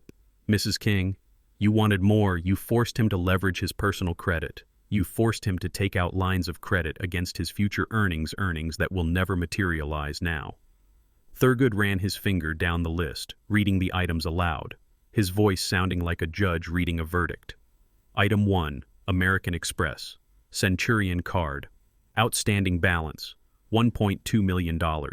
Charges include private jet charters to Saint-Tropez, couture clothing from Paris, and a diamond collar for a dog that does not exist. Item 2. Personal line of credit from Chase Bank. $4 million, used to pay for the remodel of the East Wing. The remodel you ordered, Mrs. King. The one where you tore out the library. Item 3, gambling. Debts owed to various casinos in Las Vegas signed for by Dante King, but incurred by a guest registered as Kyle Evans. Total. Outstanding $850,000. Tiffany gasped, looking at the empty chair where Kyle had been sitting just moments ago. "He told me he won," she whispered. "He told me he broke the house." Thurgood ignored her, continuing the relentless inventory. Item 4. The yacht deposit. Non-refundable. $1 million borrowed from a high-interest private lender, due immediately. Thurgood closed the binder and looked at her over his spectacles.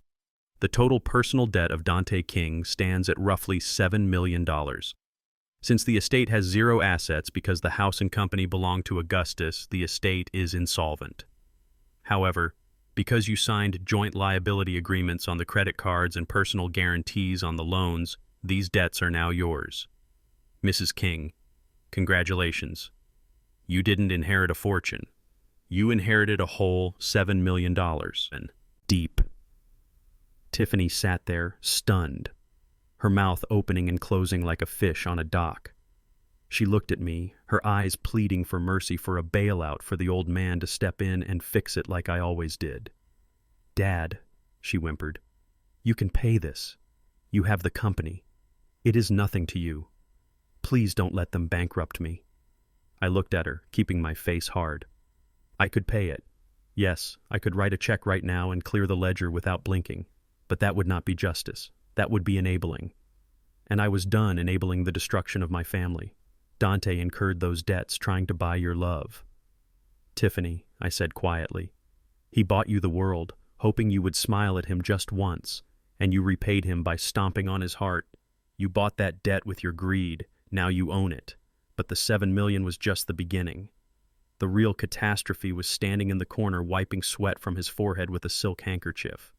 Mr. Sterling, the banker, had been listening intently, realizing that his career was hanging by a thread. He had lent Tiffany $5 million of the bank. Represents money based on collateral that didn't exist. That is a career-ending mistake unless he fixed it immediately. Sterling stepped forward, his nervousness replaced by the cold, predatory instinct of a man trying to survive. He pulled out his phone and typed a quick message. Then he looked at Tiffany, Mrs. King. Sterling said, his voice sharp, clipping the ends of his words. We have a problem. The $5 million loan I authorized this morning was contingent on the inheritance. Since there is no inheritance, the loan is technically unsecured and based on fraudulent information. You claimed assets you did not have. That is bank fraud. Mrs. King, federal bank fraud. Tiffany stood up, knocking her chair over again. I will pay you back, she screamed. I will get a job. I will sell the jewelry. Just give me time. Time is a luxury you do not have, Sterling snapped. The funds were transferred to your brokerage account an hour ago. I am freezing that account now, recovering the cash. But there are fees. There are penalties. And there is the matter of the interest. And frankly, Mrs. King, looking at your liquidity profile, I don't trust you to leave this room with anything of value. Sterling pressed a button on his phone. Send them in, he said. The doors to the conference room opened again. But this time, it wasn't police. It wasn't lawyers. Two large women walked in wearing dark blazers with the Bank Represents logo on the pocket. They were asset recovery specialists, repo agents in business suits. They moved with a terrifying efficiency, blocking the exit. What is this? Tiffany asked, backing away until she hit the wall. What are you doing? Mr. Sterling pointed a shaking finger at her. We are seizing collateral. Mrs. King, the loan agreement you signed gives the bank the right to seize any personal property in your possession to offset the debt if fraud is suspected. And I suspect a great deal of fraud. Take it, Sterling ordered. The two women moved in. The first one, a woman with a face like stone, reached for the Hermes Birkin bag sitting on the table, the one Tiffany had thrown down so arrogantly when she walked in. No, Tiffany shrieked, lunging for the bag. That is mine. It cost $50,000. You can't take that. The woman blocked Tiffany with a stiff arm, grabbing the bag with the other. That is bank property now. Step back. The second woman stepped up to Tiffany, eyeing the diamond necklace sparkling around her neck. The necklace that had belonged to my wife, the necklace Tiffany had stolen from the safe the day Dante died. Please remove the jewelry, Ma. The woman said, holding out a velvet bag. Tiffany covered her neck with her hands, staring at me with wide, terrified eyes. Augustus, she begged. Help me. They are mugging me. They are stealing. Beatrice's necklace. You can't let them take your wife's necklace. I leaned forward, resting my weight on my cane. That necklace never belonged to you, Tiffany, I said coldly. You took it without asking. You wore it to a funeral where you disrespected her son. Give it back." Tiffany shook her head, clutching the diamonds. "No, it is all I have left. It is my safety net." The recovery agent didn't wait. She reached out and with practiced dexterity unclasped the necklace from behind. Tiffany represents neck. It slid off her skin like water pooling into the agent, represents hand. Tiffany let out a sob, a sound of pure loss as if a limb had been removed. "The ring," the agent said, pointing to the massive 3-carat solitaire on Tiffany represents finger, the one Dante bought you last year, the one charged to the American Express card. Tiffany looked at the ring, twisting it on her finger, refusing to take it off. "It is stuck," she lied. "It won't come off." The agent produced a small bottle of lotion from her pocket. "We can help with that." "Ma-am." It took 3 minutes. 3 minutes of humiliating struggle of Tiffany crying and pulling while the women worked the ring off her finger. When it finally popped off, Tiffany slumped against the wall, holding her bare hand, looking at the white tan line where the diamond used to be. "The watch," Sterling said, pointing to her wrist. "The Rolex." "Take that too." They stripped her. They took the bag, the necklace, the ring, the watch, the earrings. They even took the designer sunglasses she had perched on her head. They placed everything into evidence bags, tagging them, cataloging the debris of her vanity. Sterling looked at the pile of luxury goods on the table. "It won't cover the interest," he muttered, "but it is a start." He turned to Tiffany, who was now standing there stripped of her armor, looking small and ordinary in her white suit. "Mrs. King," Sterling said, "we will be filing a lien against your car and any other physical property you have in the apartment. The bank will be conducting a full audit of your spending. If we find that you transferred any loan money to Mr. Evans or anyone else, we will be filing criminal charges for embezzlement." Tiffany slid down the wall, sitting on the floor of the conference room, hugging her knees. She looked at the empty table where the millions used to be. She looked at the door where Kyle had walked out. She looked at me. "I am broke," she whispered to the floor. "I am negative. I have nothing." I walked over to her, the sound of my cane heavy in the quiet room. I looked down at the top of her head, at the blonde roots that were starting to show. "You have your life, Tiffany," I said. "You are young, you are healthy, you have 2 hands, and for the first time in your life you are going to have to use them." I turned to Thurgood. "Are we finished here?" I asked. Thurgood nodded, closing the black binder of debts.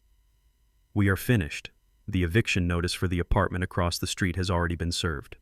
"She has until sunset to vacate?" I looked at Tiffany one last time. She wasn't the queen anymore. She wasn't the predator. She was just a number, a negative number in a ledger that had finally been balanced. "Goodbye, Tiffany." I said I walked out of the conference room, leaving her sitting on the floor, surrounded by the ghosts of the things she thought she owned. I walked into the hallway and pressed the button for the elevator. When the doors opened, I stepped inside, and as they closed, I let out a breath I had been holding for 3 years. The weight was gone. My son represents name was clear, and the debt was paid, not with money, but with justice. The elevator ride down from the 42nd floor was usually a smooth, silent experience, a testament to modern engineering. But today, it felt like a descent into the inferno. Tiffany had managed to scramble into the car just before the doors closed, desperate to catch Kyle, who was staring at the floor, indicator numbers as if they were the combination to a safe he couldn't crack. The air in the small, metal box was thick with the smell of her panic and his cologne, a nauseating mix of desperation and cheap ambition. I stood in the corner, leaning on my cane, silent and invisible, watching the final act of their tragic romance play out. When the doors opened into the marble lobby of the Guardian building, Kyle bolted. He walked fast, his long legs eating up the distance toward the revolving glass doors and the freedom of the street. Tiffany ran after him, her heels clicking frantically on the polished stone, slipping slightly, losing her balance, but catching herself. She grabbed the sleeve of his jacket, pulling him to a stop right in front of the security desk where a guard looked up from his monitor, startled by the commotion. "Kyle, wait!" she screamed, her voice echoing off the high ceilings. "Please stop running away. We need to talk. We need a plan." Kyle spun around, ripping his arm from her grasp with such force that Tiffany stumbled back.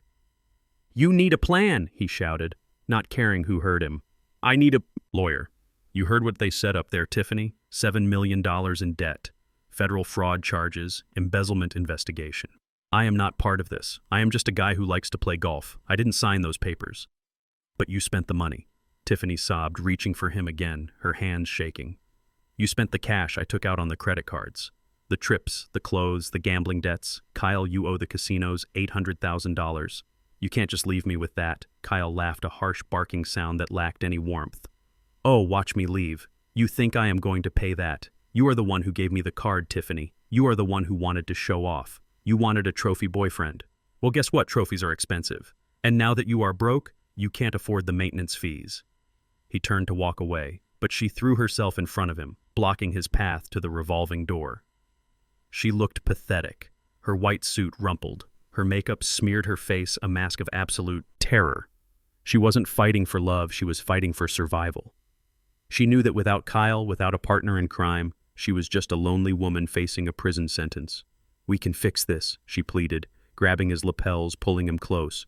We can sue the old man. We can say the will is fake. We can fight it. Kyle, please, I love you. Don't you love me? You said we were soulmates. Kyle looked down at her, and for the first time I saw the mask completely slip. There was no charm left, no fake smile, no seduction. There was only the cold, hard stare of a grifter who realizes the mark is dry. Love, he scoffed, pushing her hands off his chest. Are you kidding me? Tiffany, look at yourself. You are a mess. You are a 30-year-old widow with negative equity. I didn't love you. I loved the lifestyle. I loved the jet. I loved the house. But now the house belongs to your father-in-law and the jet is probably being repossessed right now. You are radioactive. Tiffany, if I stay with you, I go down with you, and I don't do. Prison Orange does not look good on me. He shoved her aside, not gently. He pushed her with enough force that she fell against the security desk, knocking over a vase of decorative flowers, water spilling onto the marble floor. I am done, he said, adjusting his jacket, smoothing out the wrinkles she had made. I am going to Vegas, maybe catch a flight to Mexico. Good luck with the feds. He started to walk toward the door again, but then he stopped. He looked down at his left wrist. The light from the lobby windows caught the gold casing of the Patek Philippe. The watch I had given Dante. The watch Kyle had stolen off a corpse and worn like a prize. He stared at it for a second, a look of calculation on his face. He knew it was valuable. He knew he could pawn it for maybe $20,000 or $30,000, enough to buy a ticket out of the country. But he also remembered what Thurgood had said upstairs. The assets of the estate belonged to Augustus King. If he walked out with that watch, he wasn't just leaving a girlfriend. He was committing grand larceny. And Kyle, for all his stupidity, was a survivor. He let out a curse under his breath, fiddling with the clasp. I don't want this cursed thing anyway, he muttered. It probably has your bad luck all over it.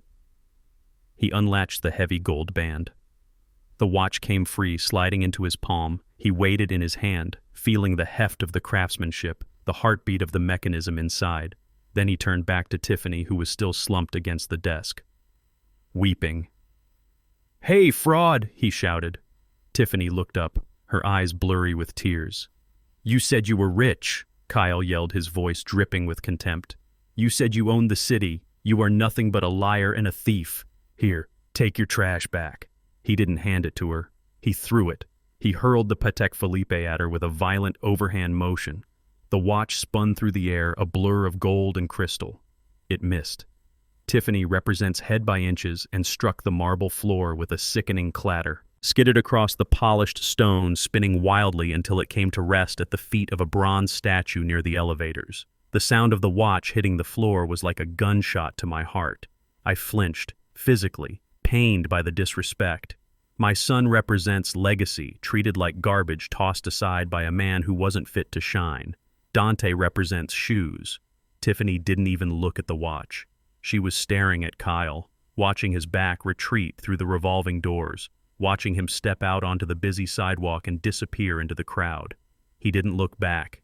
He didn't hesitate. He walked away from her as easily as he would walk away from a bad hand of poker, leaving her with the debt and the shame. Tiffany sat there on the wet floor, surrounded by spilled flower water and the ruins of her life. She put her face in her hands and howled a sound of pure animal misery. It wasn't the cry of a grieving wife. It was the cry of a narcissist who realizes the mirror has shattered. I stood in the corner, witnessing it all. I felt a strange hollowness inside. The victory I had planned, the vengeance I had engineered was complete. She was destroyed, but seeing her there broken and abandoned, I didn't feel joy. I felt the heavy burden of the truth that greed destroys everything it touches. I tapped my cane on the floor and began to walk across the lobby. My steps were slow, deliberate, echoey in the cavernous space. I walked past Tiffany. I didn't stop to offer a hand. I didn't stop to offer a tissue. She had made her bed and now she had to lie on the cold, wet floor of it. I walked straight to the bronze statue. I looked down. The watch was lying face down on the cold stone. My heart hammered in my chest as I bent down my bad knee protesting, but I ignored the pain. I reached out with a trembling hand and picked it up. I turned it over. The crystal was sapphire scratch resistant, thank God. It was unbroken. The face was still pristine, the hands still ticking, marking the time, marking the end of the war. Turned it over to look at the back. There was the inscription, faint but legible. To Dante, my North Star loved Dad. I pulled a white linen handkerchief from my breast pocket, the one I always carried, the one Beatrice had embroidered with my initials. I wiped the watch gently, cleaning off the dust of the floor, cleaning off the sweat of the man who had stolen it, cleaning off the taint of their greed. I polished the gold until it shone under the lobby lights, warm and true. I brought the watch to my lips and kissed the metal, closing my eyes. I am sorry it took so long, son, I whispered into the silence of the lobby. I am sorry you had to go through that. But it is over now. It is clean. I slipped the watch into my pocket, feeling its weight against my chest, right next to my heart. It felt like a piece of Dante had returned to me. I turned to look at Tiffany one last time. She had stopped howling. She was looking at me, her mascara running down her face in black rivulets, making her look like a tragic clown. She saw me put the watch in my pocket. She saw the care with which I handled it. He left me, she whispered, her voice hoarse.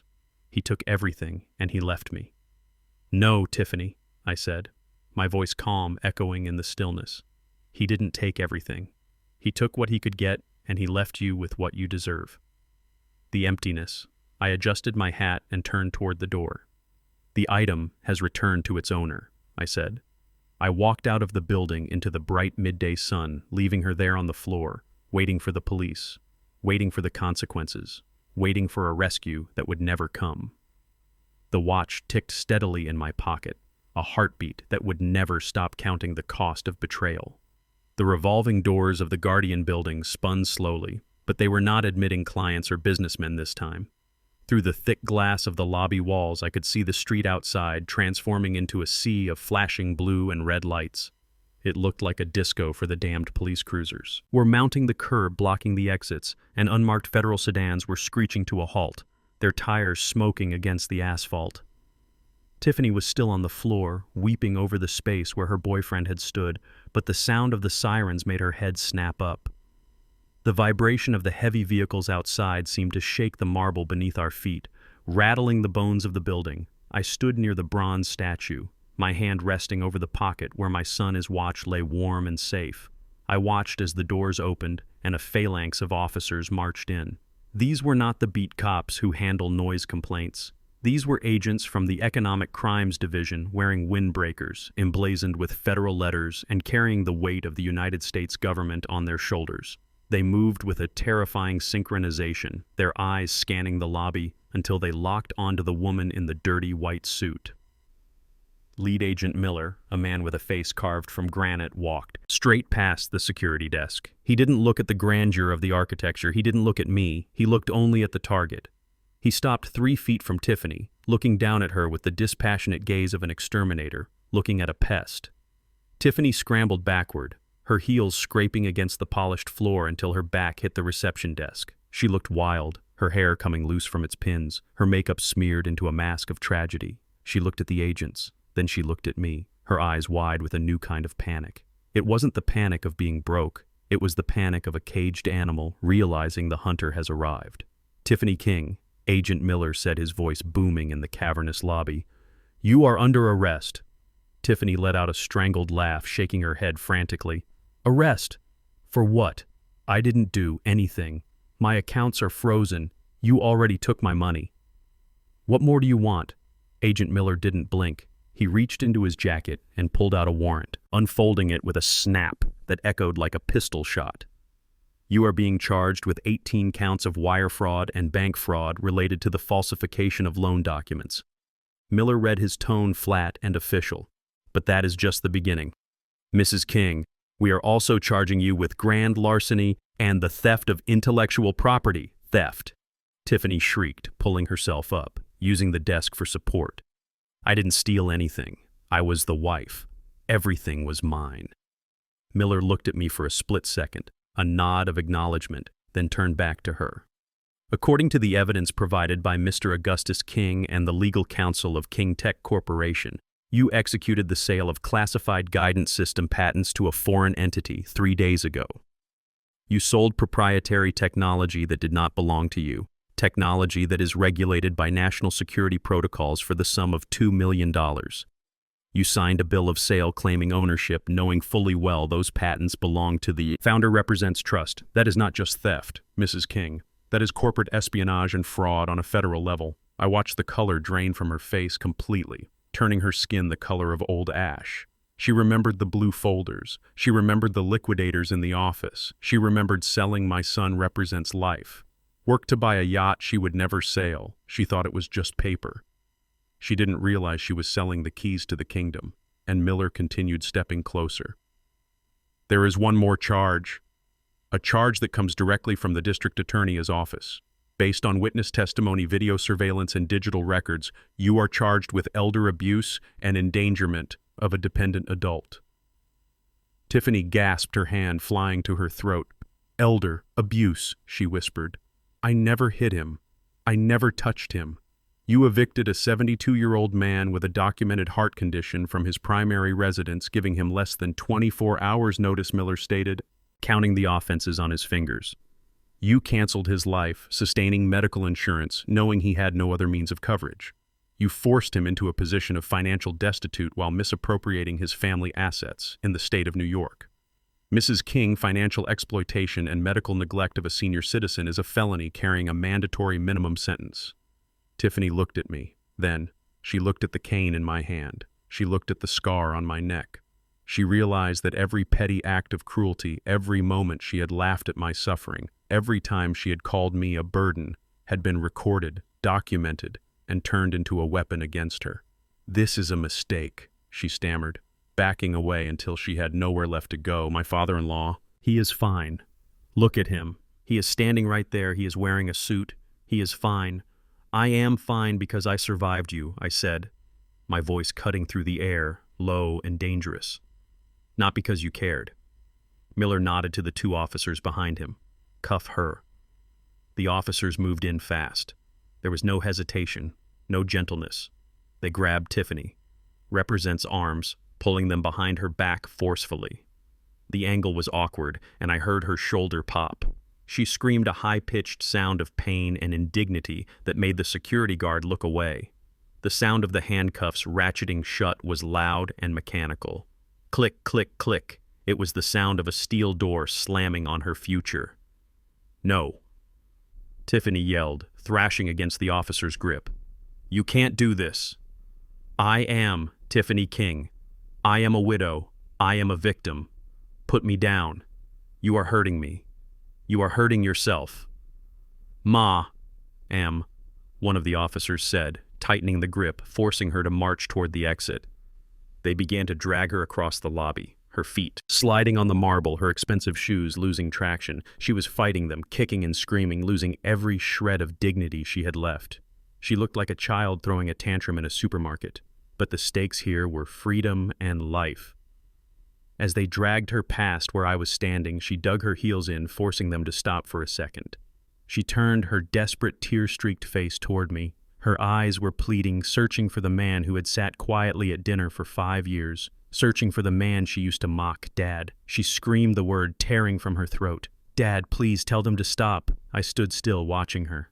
Dad, she sobbed, struggling against the cuffs, tears dripping off her chin onto the dirty white suit. I am sorry. Okay? I am so sorry. I messed up. I was grieving. I didn't mean to hurt you. We are family. Dad. I am your daughter-in-law. I was married to Dante. Doesn't that mean anything? Please don't let them take me to prison. I am scared, Dad. I am so scared." The lobby fell silent save for her ragged breathing and the distant sirens. The officers looked at me, waiting to see if I would intervene, waiting to see if the old man represents heart would soften for the crying woman calling him father. I looked at her deeply. I looked past the tears, past the fear, and I looked for the woman who had stomped on the model airplanes. I looked for the woman who had threatened to flush my son, represents ashes. I looked for the woman who had left me to die without medicine. I took a step closer, the tap of my cane echoing. I leaned in so she could see the absolute clarity in my eyes. "I don't have a daughter," I said calmly. Her face crumpled, the hope dying in her eyes instantly. "And you," I continued, my voice rising just enough to carry the weight of the truth. "You are not my daughter-in-law. A daughter-in-law protects the family. A daughter-in-law honors the husband. A daughter-in-law does not sell his dreams for a boat and throw his father in the street, but I loved him, she." "D," whispered a weak, pathetic lie. "No," I said, shaking my head slowly. "You didn't love him. You consumed him. You were a mistake. Tiffany, you were the single greatest error in my son represents life. He was too kind to correct it. He was too gentle to see you for what you were. But Dante is gone now, and I am not gentle." I straightened up, looking at Agent Miller, taking a step back, signaling that I was done. "My son made a mistake when he married you," I said, my voice cold as ice, "and today I am fixing it. Take her away," I ordered. "No!" Tiffany screamed again as the officers yanked her forward, hauling her toward the revolving doors. "No, Augustus, please, you can't do this. I am family." I turned my back on her. I didn't watch her go through the doors. I didn't watch them shove her into the back of the federal cruiser. I didn't watch the flashbulbs of the press who had gathered outside capture her moment of ultimate shame. I just listened. I listened to her screams fading into the distance, getting smaller and smaller, until they were swallowed by the city. I stood there alone in the lobby of the building that bore the name of the bank she had tried to defraud. I felt a heavy weight lift off my shoulders, a weight I had been carrying since the day Dante brought her home. The cancer had been cut out. The surgery was brutal, and there was blood on the floor, but the patient, the legacy, was going to survive. Thurgood stepped out of the elevator, then carrying his briefcase, walking with the slow, deliberate pace of a man who knows the law has been served. He walked up to me and placed a hand on my shoulder. He didn't say a word.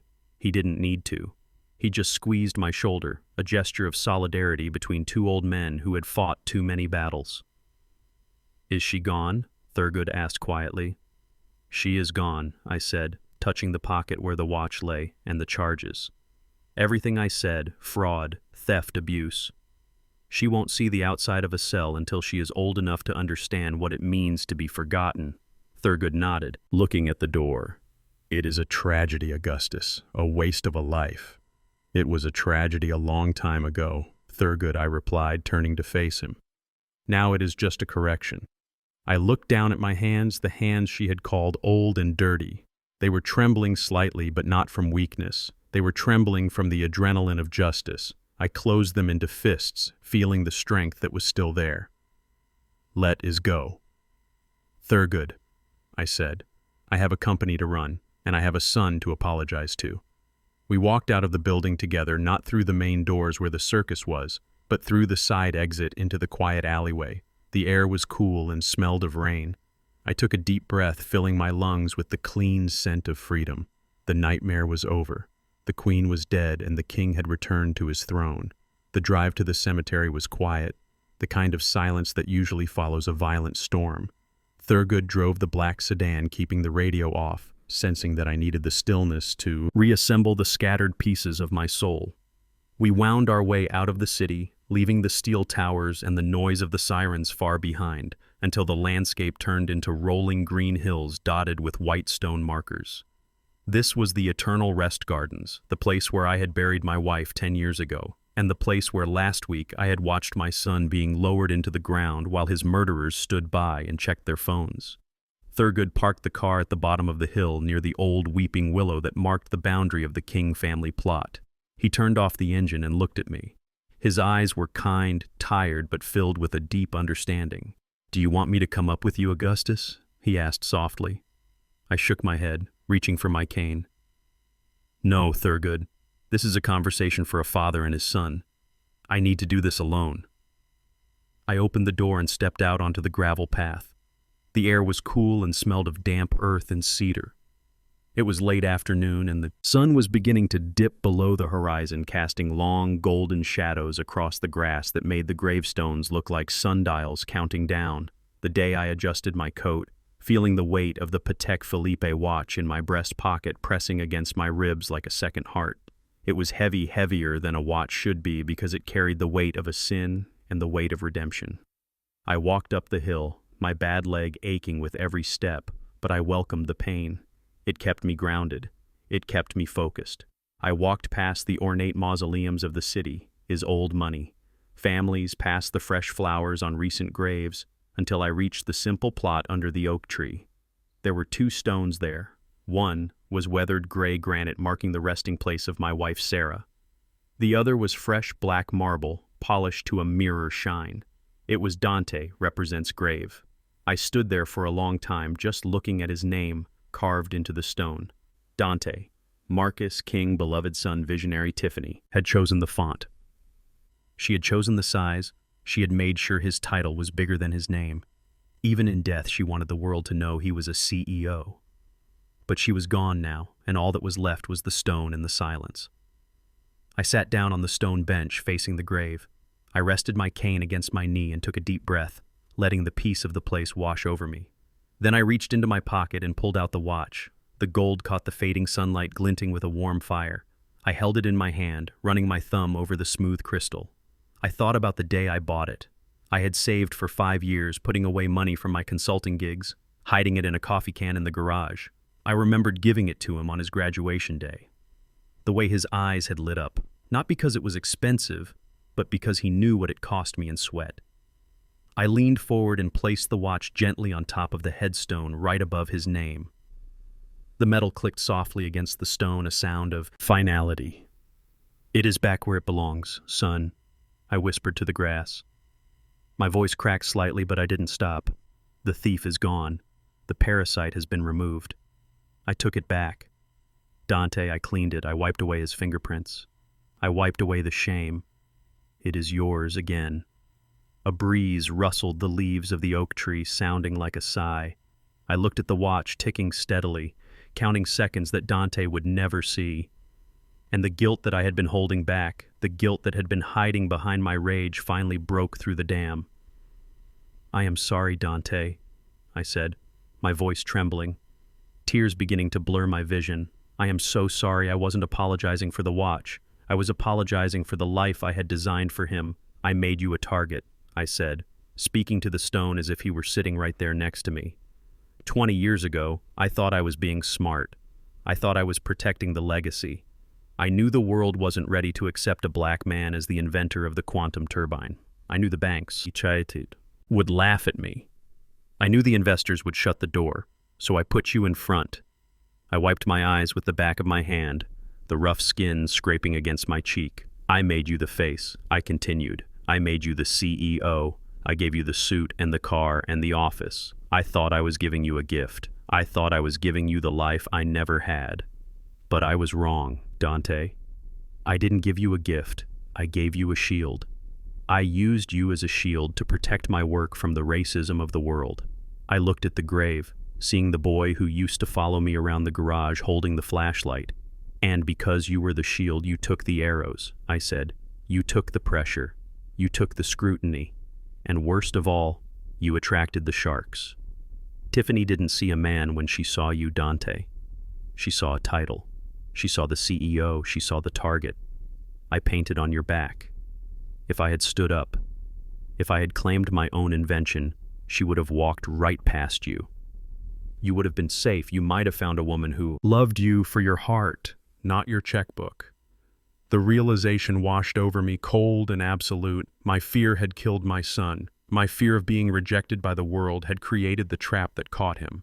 I had built the engine, but I had put him in the cockpit without a parachute. I sat there weeping quietly, letting the grief flow out of me into the earth. It was a bitter lesson learned too late. An engineer can calculate stress loads and thermal dynamics, but he cannot calculate the human cost of a lie. I reached out and touched the cold stone, tracing the letters of his name. "You tried to warn me," I whispered. "You tried to tell me you were drowning in those video logs. You told me you were weak, but you weren't weak, son. You were the strongest man I ever knew. You carried my burden for 20 years. You protected my secret until your heart literally exploded. You died protecting me from her. You died so I wouldn't be disappointed." I took a deep breath, inhaling the scent of the cemetery. It smelled of rain and soil and eternity. "But I am done hiding. Dante," I said, my voice finding its strength again. "I am done being the shadow. The world is going to know who built the engine. Not for my ego, but for your memory. I am going to step into the light. I am going to take back the company, and I am going to run it the way we talked about on those Sunday afternoons." I picked up the watch again, holding it tight in my fist. "I promise you this," I said fiercely, looking at the setting sun. "I will use every dollar, every patent, every ounce of power in that building to make sure your name means something real. I am going to build a school. Dante, a school for kids like us, kids who have the mind but not the money, kids who are invisible. I am going to give them the tools to build their own wings so they never have to be a shield for anyone else." I stood up, my knees popping, but holding firm. I placed the watch back on the stone, carefully positioning it so it faced the sky. "I am going to leave this here for a moment," said. "Just for a moment, let it soak up the peace. Then I am going to take it, and I am going to wear it. I'm going to wear it to every board meeting, every negotiation, every ribbon cutting, and every time I look at the time, I will see you." I stood there for a moment longer, a solitary figure on the hill, watching the light fade from the sky. I felt a presence, a warmth that had nothing to do with the temperature. It felt like a hand on my shoulder, gentle and reassuring. "You can rest now, son," I whispered. "The work is done. The debt is paid, and the king is back on the throne." I turned and walked away from the grave, leaving the watch gleaming in the twilight. I didn't look back. I walked down the hill toward the waiting car, my cane tapping a steady rhythm on the path. Thurgood saw me coming and started the engine. The headlights cut through the gathering dusk, illuminating the road ahead. I opened the car door and slid into the seat, feeling the warmth of the heater. Thurgood looked at me, scanning my face for signs of collapse. But he didn't find any. He found a man who had left his guilt on the hill and picked up a mission. "Are you okay?" Augustus Thurgood asked quietly. I looked out the window at the dark silhouette of the oak tree guarding my family. "I am better than okay, Thurgood," I said, fastening my seatbelt. "I am ready. Take me to the office." "To the office?" Thurgood asked, surprised. "It is almost 7 o'clock. The building is closed." "Not for me," I said. My voice was calm, resolute. "The building is never closed for the owner. I have 20 years of work to catch up on."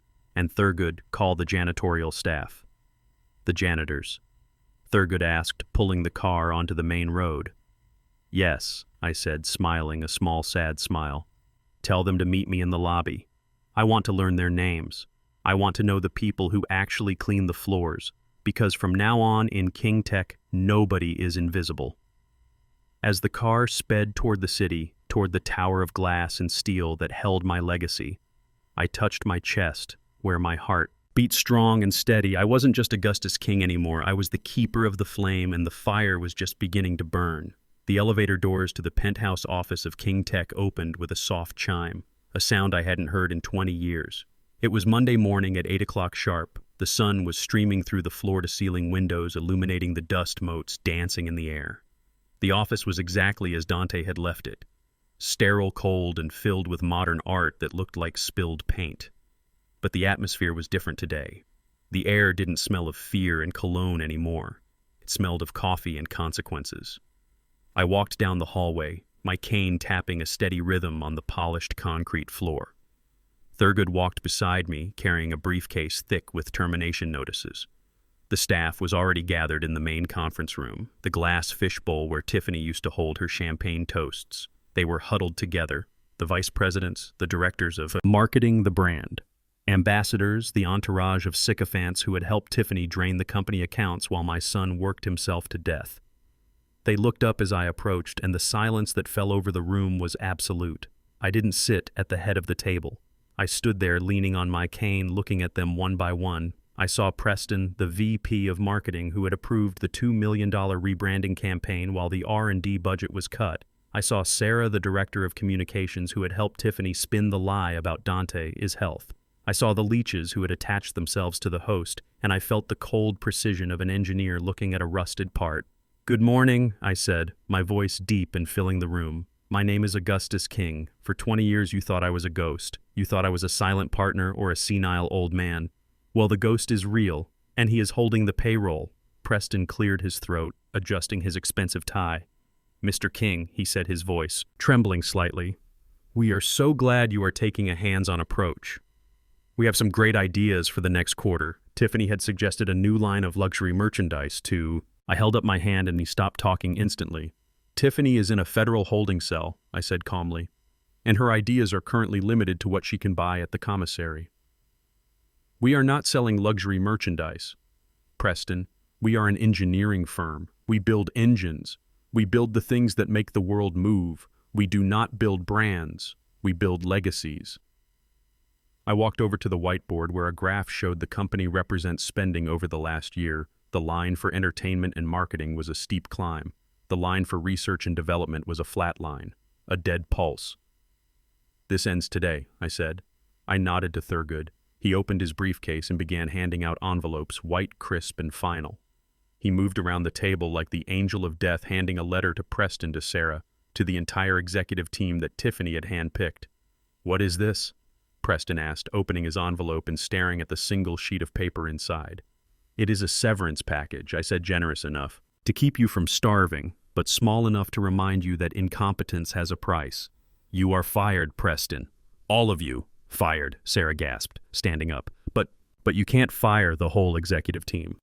Who will run the company?"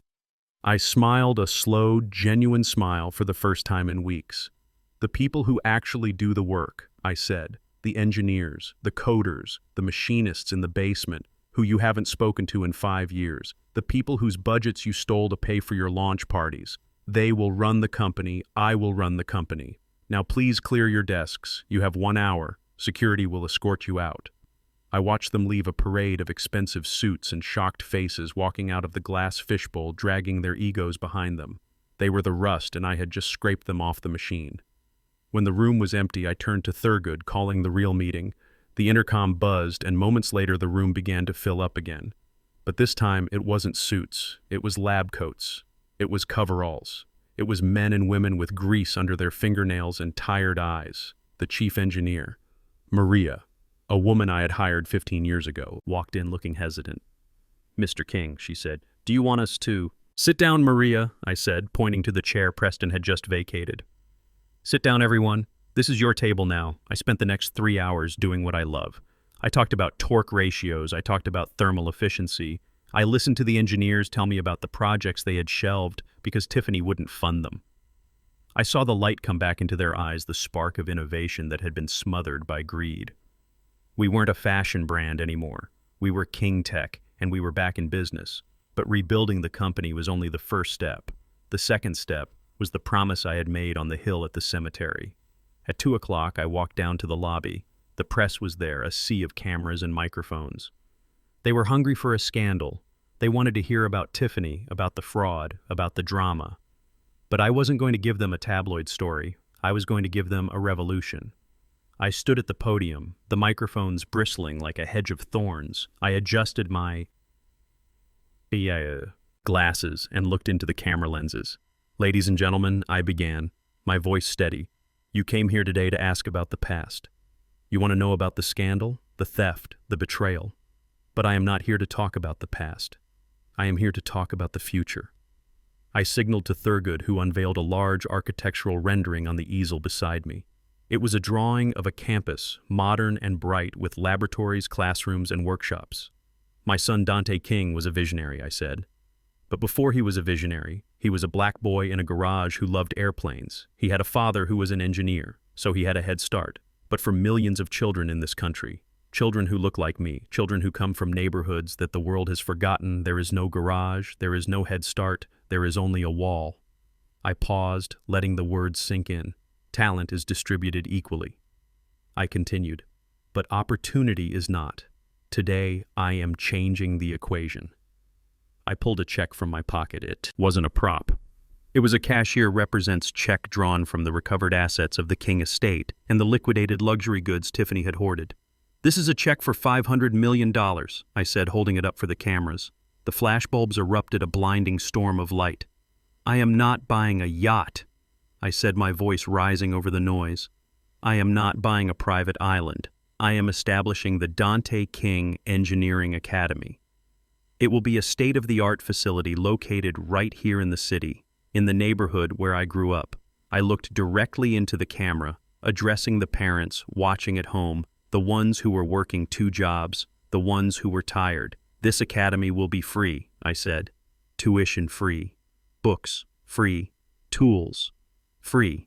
It is for the C students who work night shifts. It is for the dreamers who don't have the grades because they are too busy surviving. We will teach them coding, robotics, and aerospace engineering. We won't just give them a degree. We will give them a trade, a career, a life." I lowered the check, looking at the rendering of the school. "My son died trying to earn a fortune to please a woman who despised him," I said softly. "I am using that fortune to build an army of innovators who will change the world. This is his legacy, not the money, not the building, but the minds we are going to unlock." The room was silent for a heartbeat, and then it exploded. Not with questions, but with applause. The reporters, the cameramen, even the security guards were clapping. It wasn't polite applause. It was the sound of people recognizing something real in a world of fake. I stepped away from the podium and walked over to Maria, the chief engineer. "You are in charge of the curriculum, Maria," I said. "Make it hard, make it real. I want these kids to be able to build a rocket by the time they are 18. She nodded, tears standing in her eyes. "We will build them. Wings, Mr. King." I walked out of the lobby, leaving the noise behind. I walked out the back door into the alleyway where the janitors were taking their break. The same alleyway where I had escaped with Thurgood the day Tiffany was arrested. There was an old man there sitting on a milk crate smoking a cigarette.